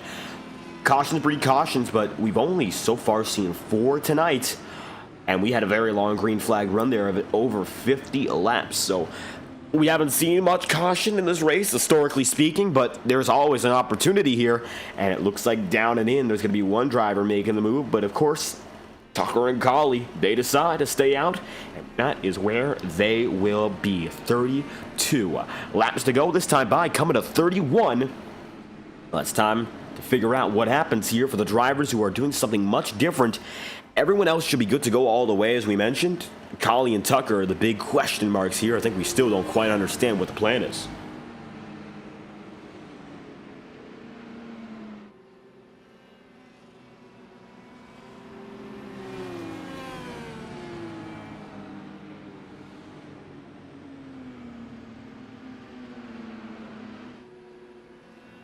"32 laps remain as we go through this time by. Down the back straightaway, Gary. This could perhaps be the final restart of the day.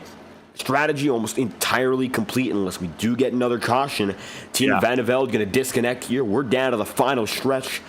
I don't know what we're going to expect here, but strategy should be out the window. It's all going to come down to, could be a dogfight with all chips on the line. It could be full aggression here, or we could see a little more nuance if the yellow flag falls again. Could go either way. Everyone's taking that familiar position up against the wall to protect that right side of their race car from being passed when we come to green.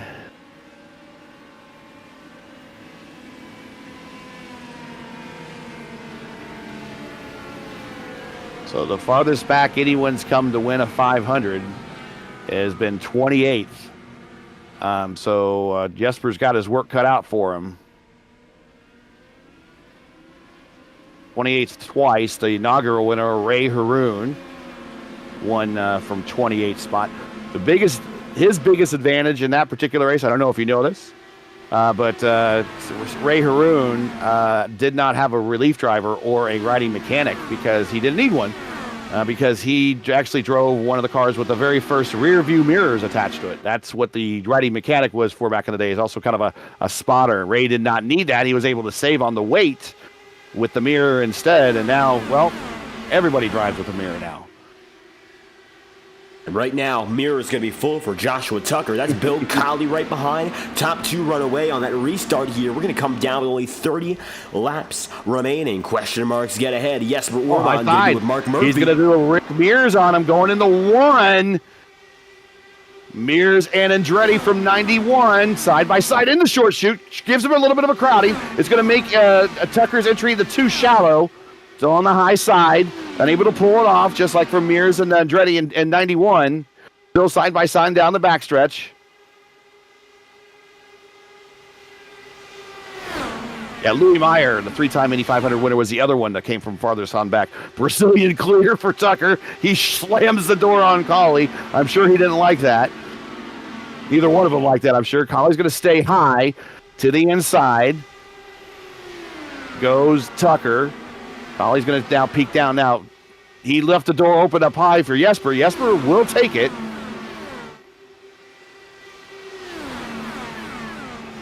And as such, Joshua Tucker's got the race lead. Bill Collie got the shore. Of course, the door slammed on him, and he's sure to try to fight back now. Goes way high, a little bit of wiggling and wobbling further back, but that's not going to affect your leaders. Up top, Collie's in the wall. In the wall. He missed his turn in, and that's what happens. Ooh, it almost got Murphy. And he really needs to make sure that he needs to safely get out of the racing line now. His car is hurt. He's not going to quit, that's for certain. Stays and tucks in with Craig Forsyth here, so maybe got a little bit more left in him, but I don't know if he got away with that one. It was not shallow contact. He drove up there, got a piece or two. Now back on the way. Oh, now that's close with Bruno Miranda. Bill Colley in trouble, and again going to block that number 78. How about that? Bruno barely going to get by. Colley definitely wounded. He might have to come down to pit road soon. Yeah, I think he will. And he's in that Colley in that 31. 31 actually has won the Indy 500 before with Allenser Jr. when he raced for Roger Penske in that Beast, the car they called the Beast. Yeah, and there. Well, here comes Mikado down pit road. Not sure why there, unless he's answering a penalty for something. Going to come in rather quickly in this stint, so Mikado is down and in.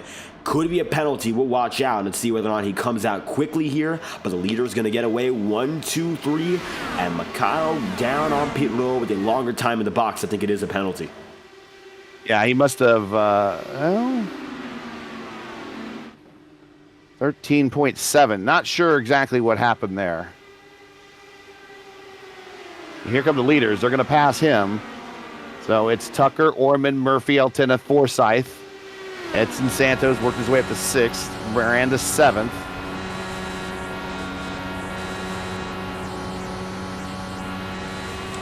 And now the track the darkest it's been all night long. A little bit of cloud cover right over the sun. And it's going to be a little bit of shade for these drivers. Maybe going to change up the track temperature just a bit. 94 just dropped 1 degree. Air temp 65.9.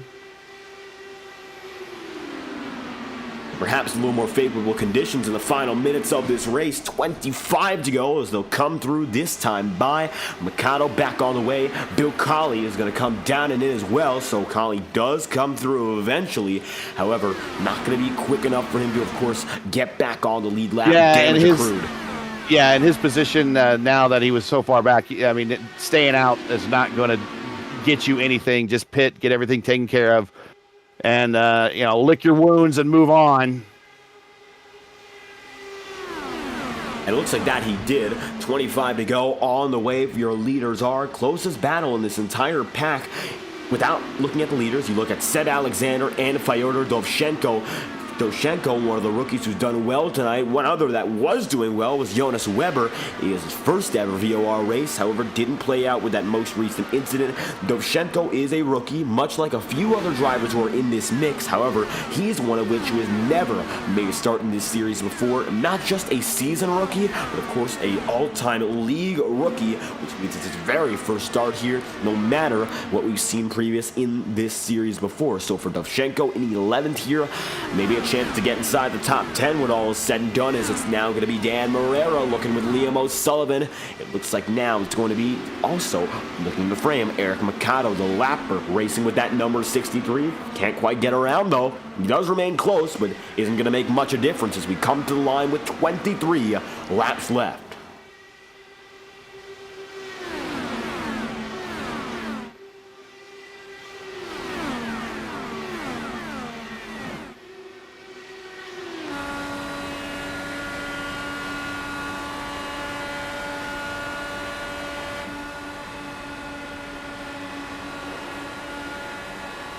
I'm still thinking Tucker has to stop. I'm still thinking that he has to. I could be wrong.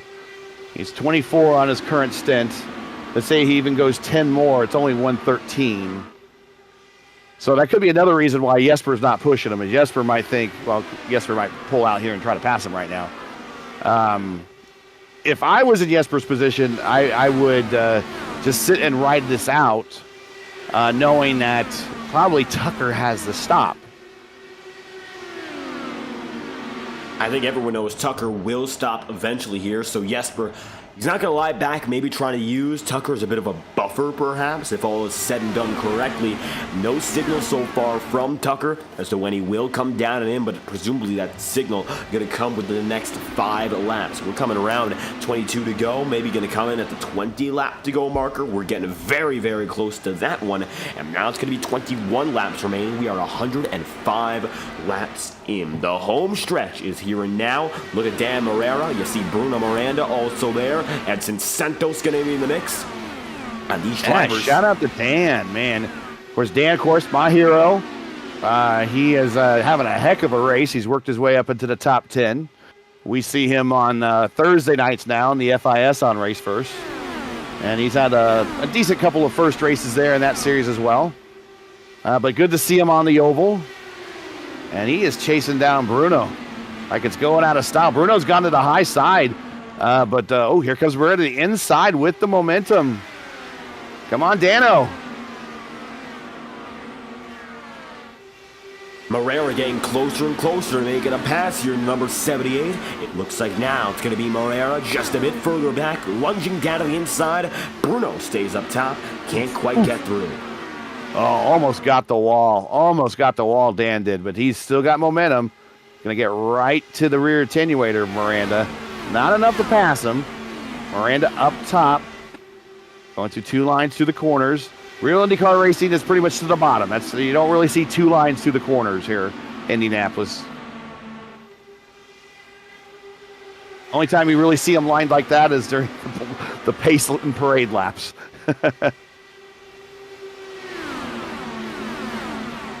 Yes. So what this high line is allowing Miranda to do is get a great run off corner exit. And it's also keeping Morera at bay because Morera can't get that faster run off the bottom. And looking once again at the leaders, one driver who's joined the party, Julian, is now going to be within a half a second of leader Joshua Tucker. Tucker stays out for a 28th consecutive lap now, but Alton is inside the podium, and I think now Julian knows more than ever there's an opportunity to make some gains, especially when Tucker goes away.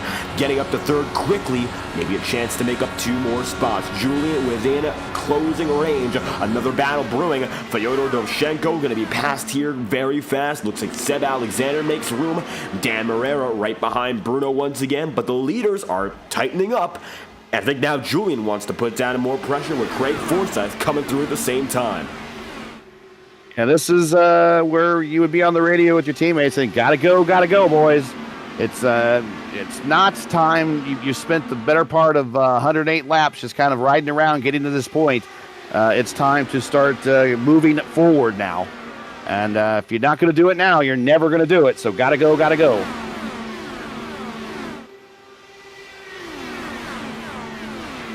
Up top, Julian going to take it through that second groove. Craig Forsyth in the mix as well. Now, more and more, these drivers making it through and getting closer to one another, knowing time is of the essence. It'll be 16 laps to go next time by. I think that is going to be the big deciding factor. Does Tucker decide to pull off this time by? But of course, if he chooses not to, then what? This time through, the 77 opts to stay out again, trying to get every lap he can out of it. I think he's got at most 2 more laps in it. 16 remaining now, 14 laps to go. All bets will be off, and Julian goes up top. Mark Murphy to the middle, and you'll see already these leaders looking for an opportunity, a different groove. They just can't quite find it, and that's going to be make or break as they run down the backstretch all over again. Not yet going to be in the hands for Jesper Werman.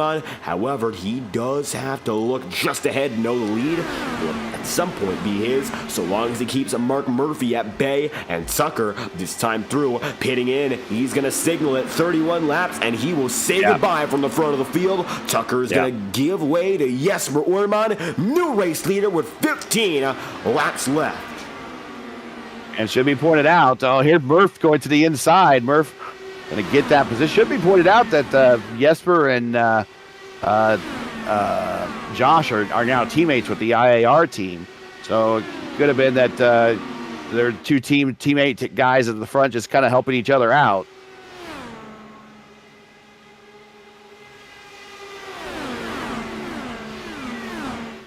And now the field. Edson Santos out of the fifth now. He's sneakily got up there. Santos looking good to run right behind Craig Forsyth. As you mentioned, for Santos, it's been an up and down day for this team, but from 6th in the start to 5th right now, not all a bad day to keep an eye out for. Craig Forsyth, 26th to 4th. Jesper Orman, 30th up into 2nd. Mark Murphy takes the race lead now, and all of a sudden, it looks like Tucker actually disconnects, so he's going to bow down and bow out with that move. He's going to go out on top with that lap, but he's not going to finish the rest of this race. Orman down to the race lead again, and he'll take the spot. Dan Morera looking low on Bruno Morera as well. Yeah, and he's clear. So move Morera up to 6th. So that you know, the high line giveth and the high line taketh away, because if you miss the high line, well, that wall comes up to you and greets you an awful lot quicker than it does anywhere else. And Bruno might have had to roll out of it. In the meantime, that allowed Dano to keep his foot in it and move the 4D car up. So we got 2 4D cars involved in the battle now, in 6th and 4th. We got a race first car up there in 2nd. We got an IAA car in 1st. Got a VOR car in 3rd.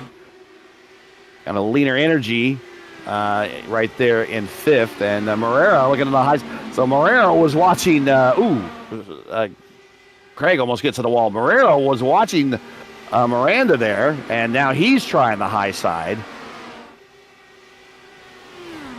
Now he's back to the bottom.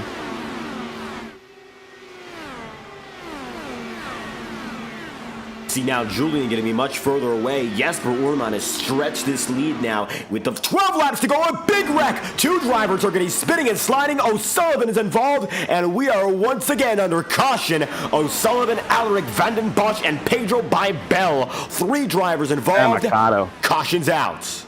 Mikado looks like as well.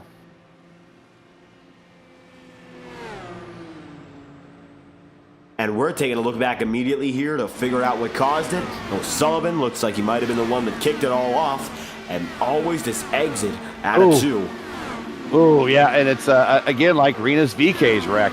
Just gets loose there on corner exit.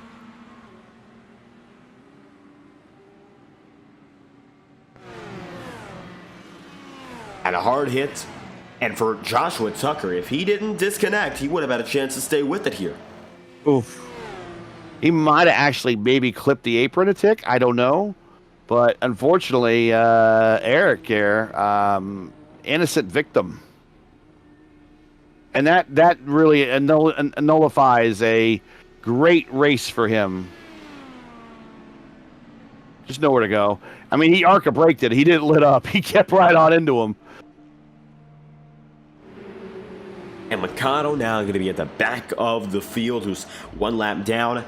As such, it's only going to be a total now of 12 drivers on the lead lap. Liam O'Sullivan's night is effectively over. So it's going to be a sprint. We're going to have 9 laps at the very most, maybe 8 laps under green. Right, so what we're going to have here is we're going to have several going to do a pump fake for the pits, I'm sure. If I am the leader, I'm not stopping. But if I am far enough back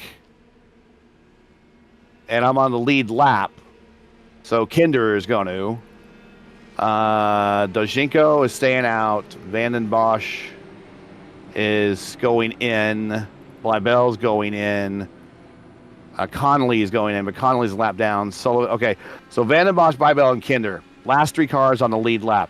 So what they're simply going to do is they're going to get new tires. They don't need fuel. And when they catch back up to the field, because we're at 10 to go or less, all the cars that are in front of them that are a lap down are going to be cycled back. So they'll be pushed forward to the next car ahead of them in the order. So Kinder should line up directly behind Dojinko. And if that's the case, Dojinko then, he's got himself a battle right off the bat, because he has 23 lap old tires. And he's going to have a car that's light on fuel and fresh tires right behind him. So he's going to have to really, really hustle it. The other thing is these cars up front, and that these guys haven't practiced any lighter tank and old tire restarts. They got to watch out from getting loose in turn 1 on the restart, which we had before with Bart. So we got to watch that as well. So a lot of things are going to go on in this restart, not just sprint to the finish, but they got to make it through turn 1 first, and then all of a sudden these guys toward the back of this pack that did not pit, they got to battle cars that are light on fuel with new tires, and that's really hard to do. The question is, even if we make it out of turn 1, with so few laps remaining, there's still a possibility we get to a back-to-back yellow situation. One we haven't been in all night long, mind you, but if we do that, that takes us to about lap 121, and it's going to be a 3-lap or 4-lap dash if we really get to that point. So we want to avoid that caution, but it doesn't mean we'll avoid it permanently here. This time by, it's going to be 1 lap to green. We are now in the range where we can only have 1 more caution and finish this race on the green. I think anything else will send us to a yellow flag finish if we're looking at it right. Yep. And thankfully, no red flags here, and at least the sim when it comes to IndyCar racing. Not a big fan of that myself. No green, white checkers, which I'm all right with. These races, they go a distance. They're not supposed to necessarily be there to make the fans happy afterwards. They're racing to a distance. Keep in mind, Dario Franchitti never won a single one of his 500s under a green flag. He won every single one of them under caution. But those wins do not count any less than, say, a win from someone that's only won 1 or 2 times. So, winning the 500 and winning Indianapolis is still winning at Indianapolis. Although Marcus Ericsson should be a 2-time Indianapolis 500 champion right now. I like Joseph Newgarden, but Joseph benefited from that red flag big time last season. Looks like one driver getting a penalty, and it's going to be Bill Colley. He's going to be sent to the end of the line as a 1-lap down driver, so I'm not quite sure what that penalty is going to do. So that's not a penalty. That is because of the IndyCar rule where it puts all the cars on the same lap, on the lead lap together for the start with less than 10 to go. So that's rule. That's IndyCar rules. That's fine. So let's watch these guys with new tires as we're getting ready to go green.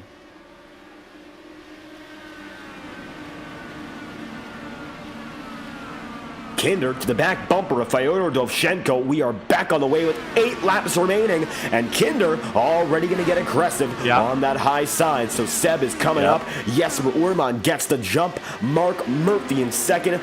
This is the final countdown. And we got one driver on the wall. Yeah, but he's going to keep going, but he might have overdrove the corner a little bit by trying to hold on to that position. Should have just let him go. Seb was in the prime spot. Keep in mind, Fordor had a shot to, if he wanted to pit then too, he could have. He chose to stay out. I think I would have pit. Anything from 6th on back, I would have pitted probably, or 7th on back.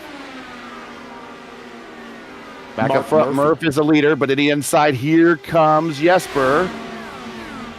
North end of the racetrack, over the main entrance tunnel, right in front of the Riley's Children's Hospital suites there. That used to be part of the Brickyard Inn, a hotel that used to be there. Julian's going to take a 3 wide going into 3. You cannot do that, boys, but here we go anyways.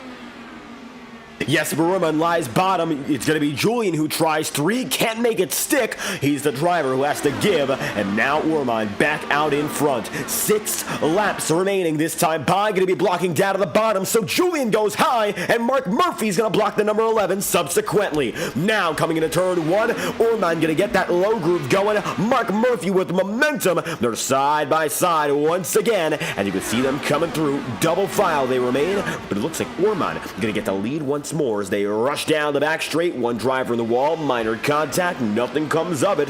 Altena looks 3 middle, gets blocked again. They don't want to see any glimpse of going 3 wide once more, so Julian lies back, and Mark Murphy now has to set himself up to maybe get right beside Barrera to the inside of Forsyth, coming down the street. It's a battle between teammates, got a good run coming off of 4. Morera is also going to get the draft of Santos and move Morera now, my hero, up to P5. So now Dan Morera makes 1 spot up. It looks like Craig Forsyth is going to be in the mix here with Sebastian Kinder and Bruno Miranda. And Kinder still trying to make up spots into 8th already. I'm not quite sure what else he can do here with 5 remaining. It's going to be 4.5 laps when we're really looking at where we are. I don't know if it's enough time. Track temp is 100 degrees, so it's getting slippery out there. I mean, the 4 to go, so a qualification run now is all that's left in this race. 10 miles. doing the dragon down the front stretch, otherwise known as the snake. Trying to break the draft. Murph and Jesper go side by side in the 1. Julian's trying to look for some type of hole, some type of edge to get through. He really can't when you're side by side with 2 cars in front of you in the corners here at Indianapolis. All the while, this is letting Santos and Moreira kind of creep into the picture. 3 wide coming into 3. This is some of my seats I sat in for the longest time when I went to the 500 right there in 3. Now we're in the North Chute in the 4. Coming down the main straight, Julian power slides it off of 4 a little bit. Murph to the inside. Now I go to the outside. It's got to run. Coming into 1 on the outside, side by side, just like Mears and Andretti in 91. This time the pace is equal. Both are going to go side by side through the South Chute. Into 2. Now back down the backstretch. 5/8 of a mile. Back into the turn. 9 degrees of banking. It looks flat, but they're pretty banked.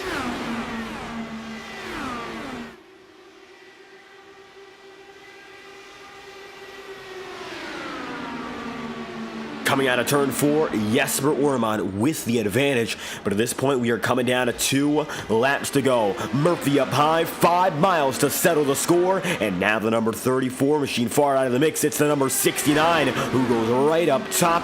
Orman finds himself bottom side. He's still got it there. It's going to be neck and neck with Julian Altena running in 3rd here, and Julian, who's been right with the pack. Coming off at 2. Well, we got a battle now again with Bruno and Moreira and Forsyth.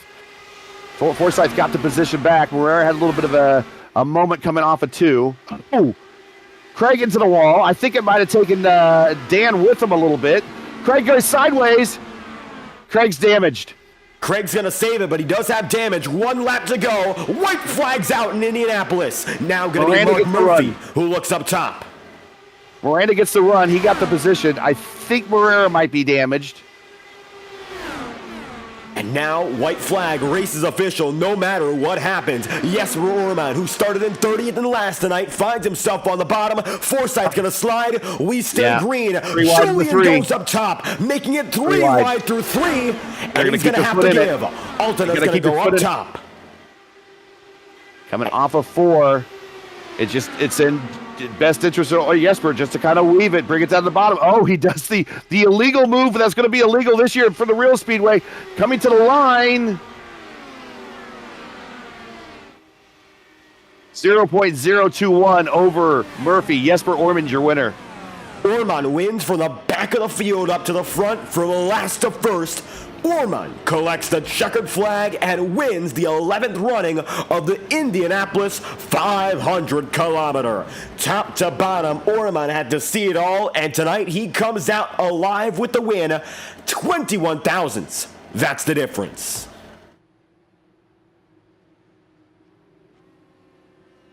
I'm trying to take a better look at this finish here. But yeah, that's woo. Got a fast forward 3 wide going into 3. Julian that's the only place he could have gone. He had to send it. Unfortunately, there's just no grip up there in that 3rd line. There's no momentum. It's the longer way around. Jesper does the which we're going to be the illegal move. It's the New Garden maneuver.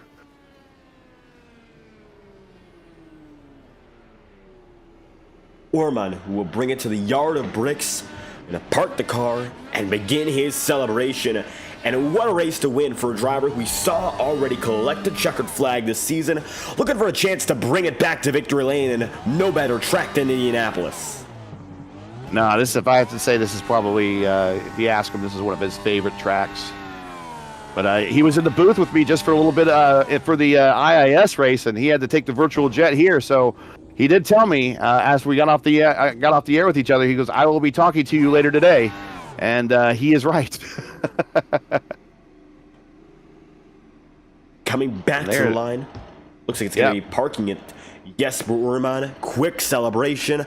By no means was that a quick race. It's going to be a long effort, 500 kilometers, and let's look at your results.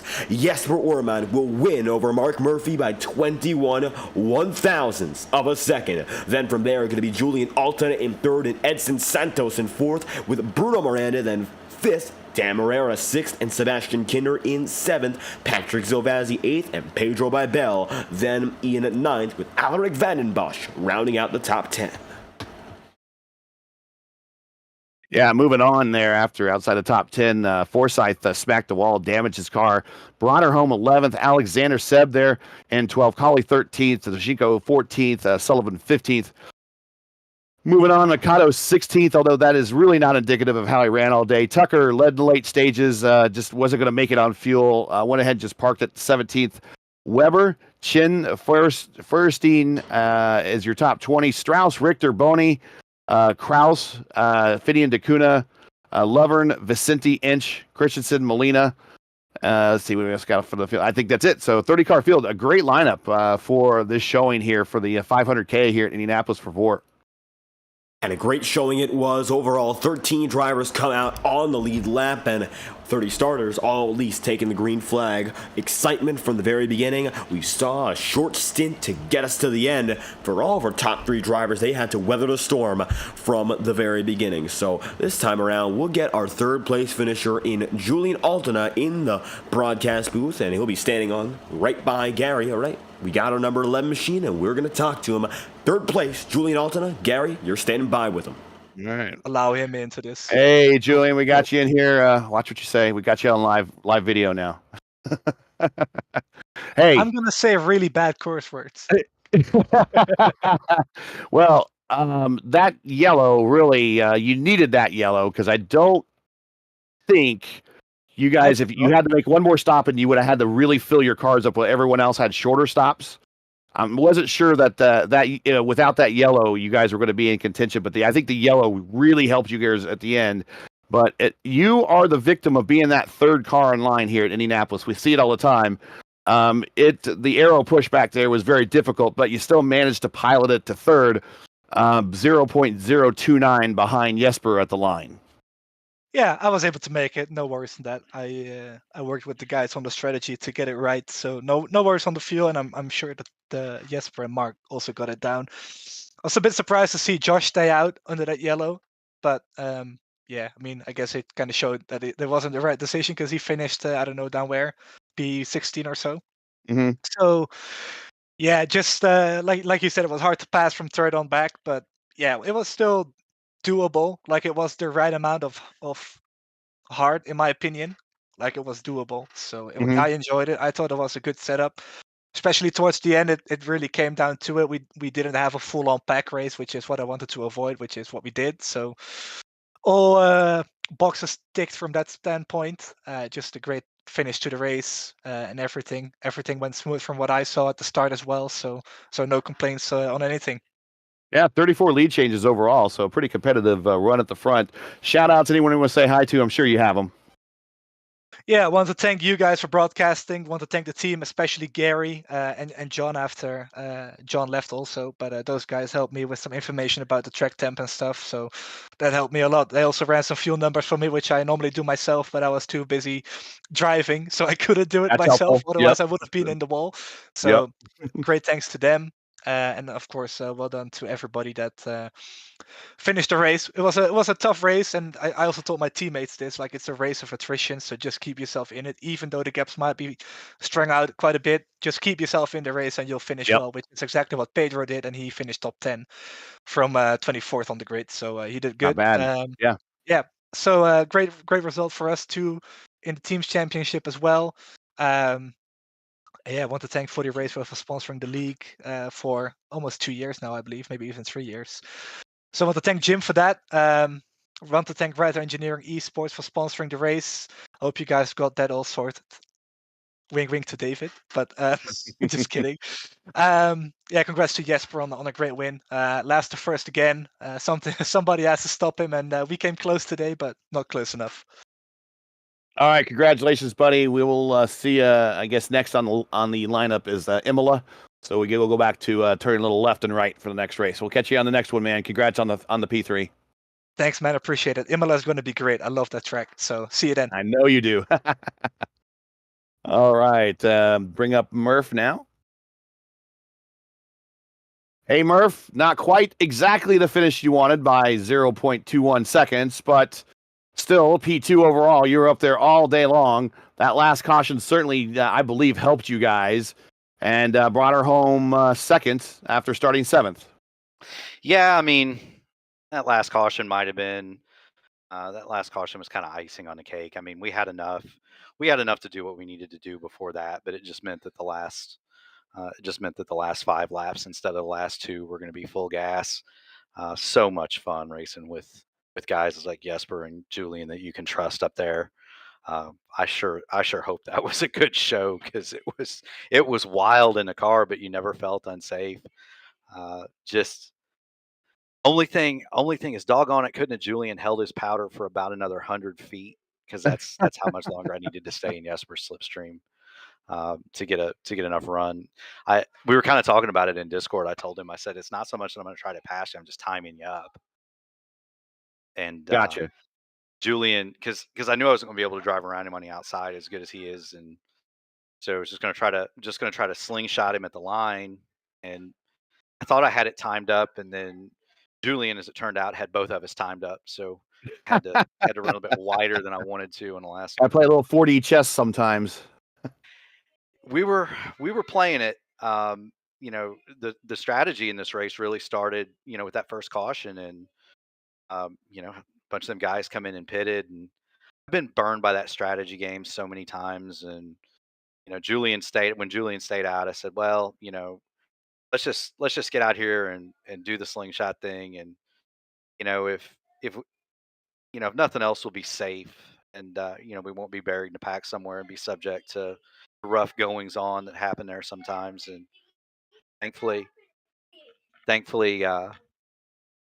it worked out.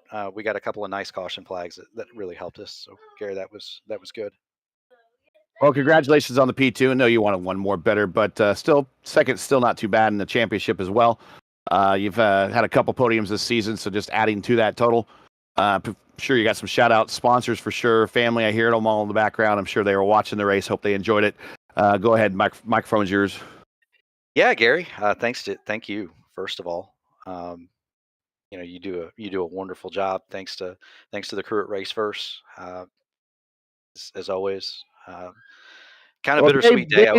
Dave did the heavy lifting today. I showed up. I'm only a part timer today. I had to show up 30 laps late because I was doing the IIS race. So I would have loved to. Dave is doing all the heavy lifting today.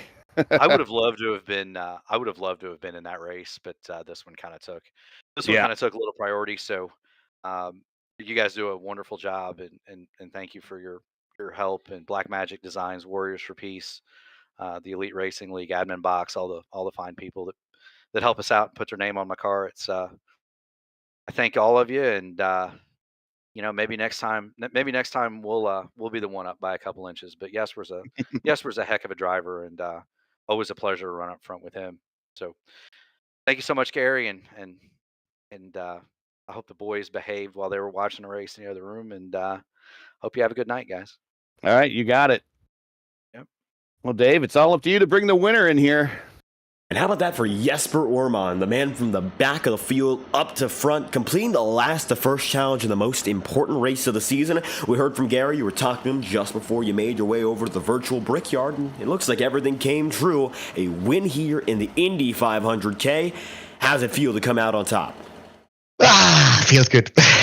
Not gonna lie. I didn't want to become a new Scott Goodyear, so I decided to become myself instead. Wasn't that 1992? Scott Goodyear 1992. I think he started in 30th. 92 was a close finish. Yep, and you were the Al Unser Jr. this time. Right, exactly. It's good.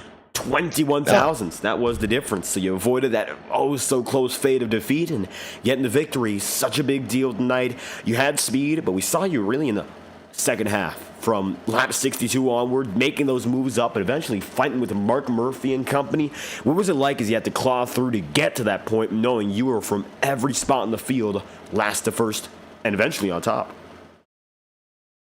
Yeah, I tried to overtake as many cars as I could in the beginning. I overtook like 5 or 6 cars or whatever. And then that yellow came out, and that was actually, from that point, you were able to save fuel. So that's what I did. I had it in map 5, and I think I had it covered, honestly. I don't think nobody else had. So that's why I was sitting around like P12, P13. I was behind Craig Forsyth for the most of that stint. And then yellow came out. I think it was 60 something. No, 72 to go or something. And I was kind of struggling there. So I decided to undercut and pit early as soon as the window opened. So I pitted with 59 to go, which is basically exactly when the window opens. I was able to overtake a couple of cars, including Bruno Miranda and Craig Forsyth on that undercut. And then I think, basically controlling the race from there. It's always tricky when the yellow comes out with like 12 to go. Should I pit? Should I not pit? Yeah. But I Hey, decided. I got a real quick question for you, though, buddy. You had a moment off of turn 3 that probably got your heart rate and your attention up. Talk about that. Yeah, it came together with, I think it was Bruno Miranda. Okay, I haven't seen it, but what I felt was that he kind of came down. I'm sure I came up a little bit, but he came down in an erratic way. Usually you don't do that when you have a car on the inside. So, I was for first couple of laps there, I thought I had front right suspension damage, but turned out I was okay. So yeah, I got a little bit lucky. Not gonna lie. A combination of the luck you mentioned and the skill to drive all the way up. And tonight, Jesper Ullmann, that gets you a victory here in Indianapolis. Of course, we're signing off, and you've got the final words when it comes to every driver. So if there's anyone else you'd like to shout out, any final message you have before we move on to the second half of the season, make sure to let us know.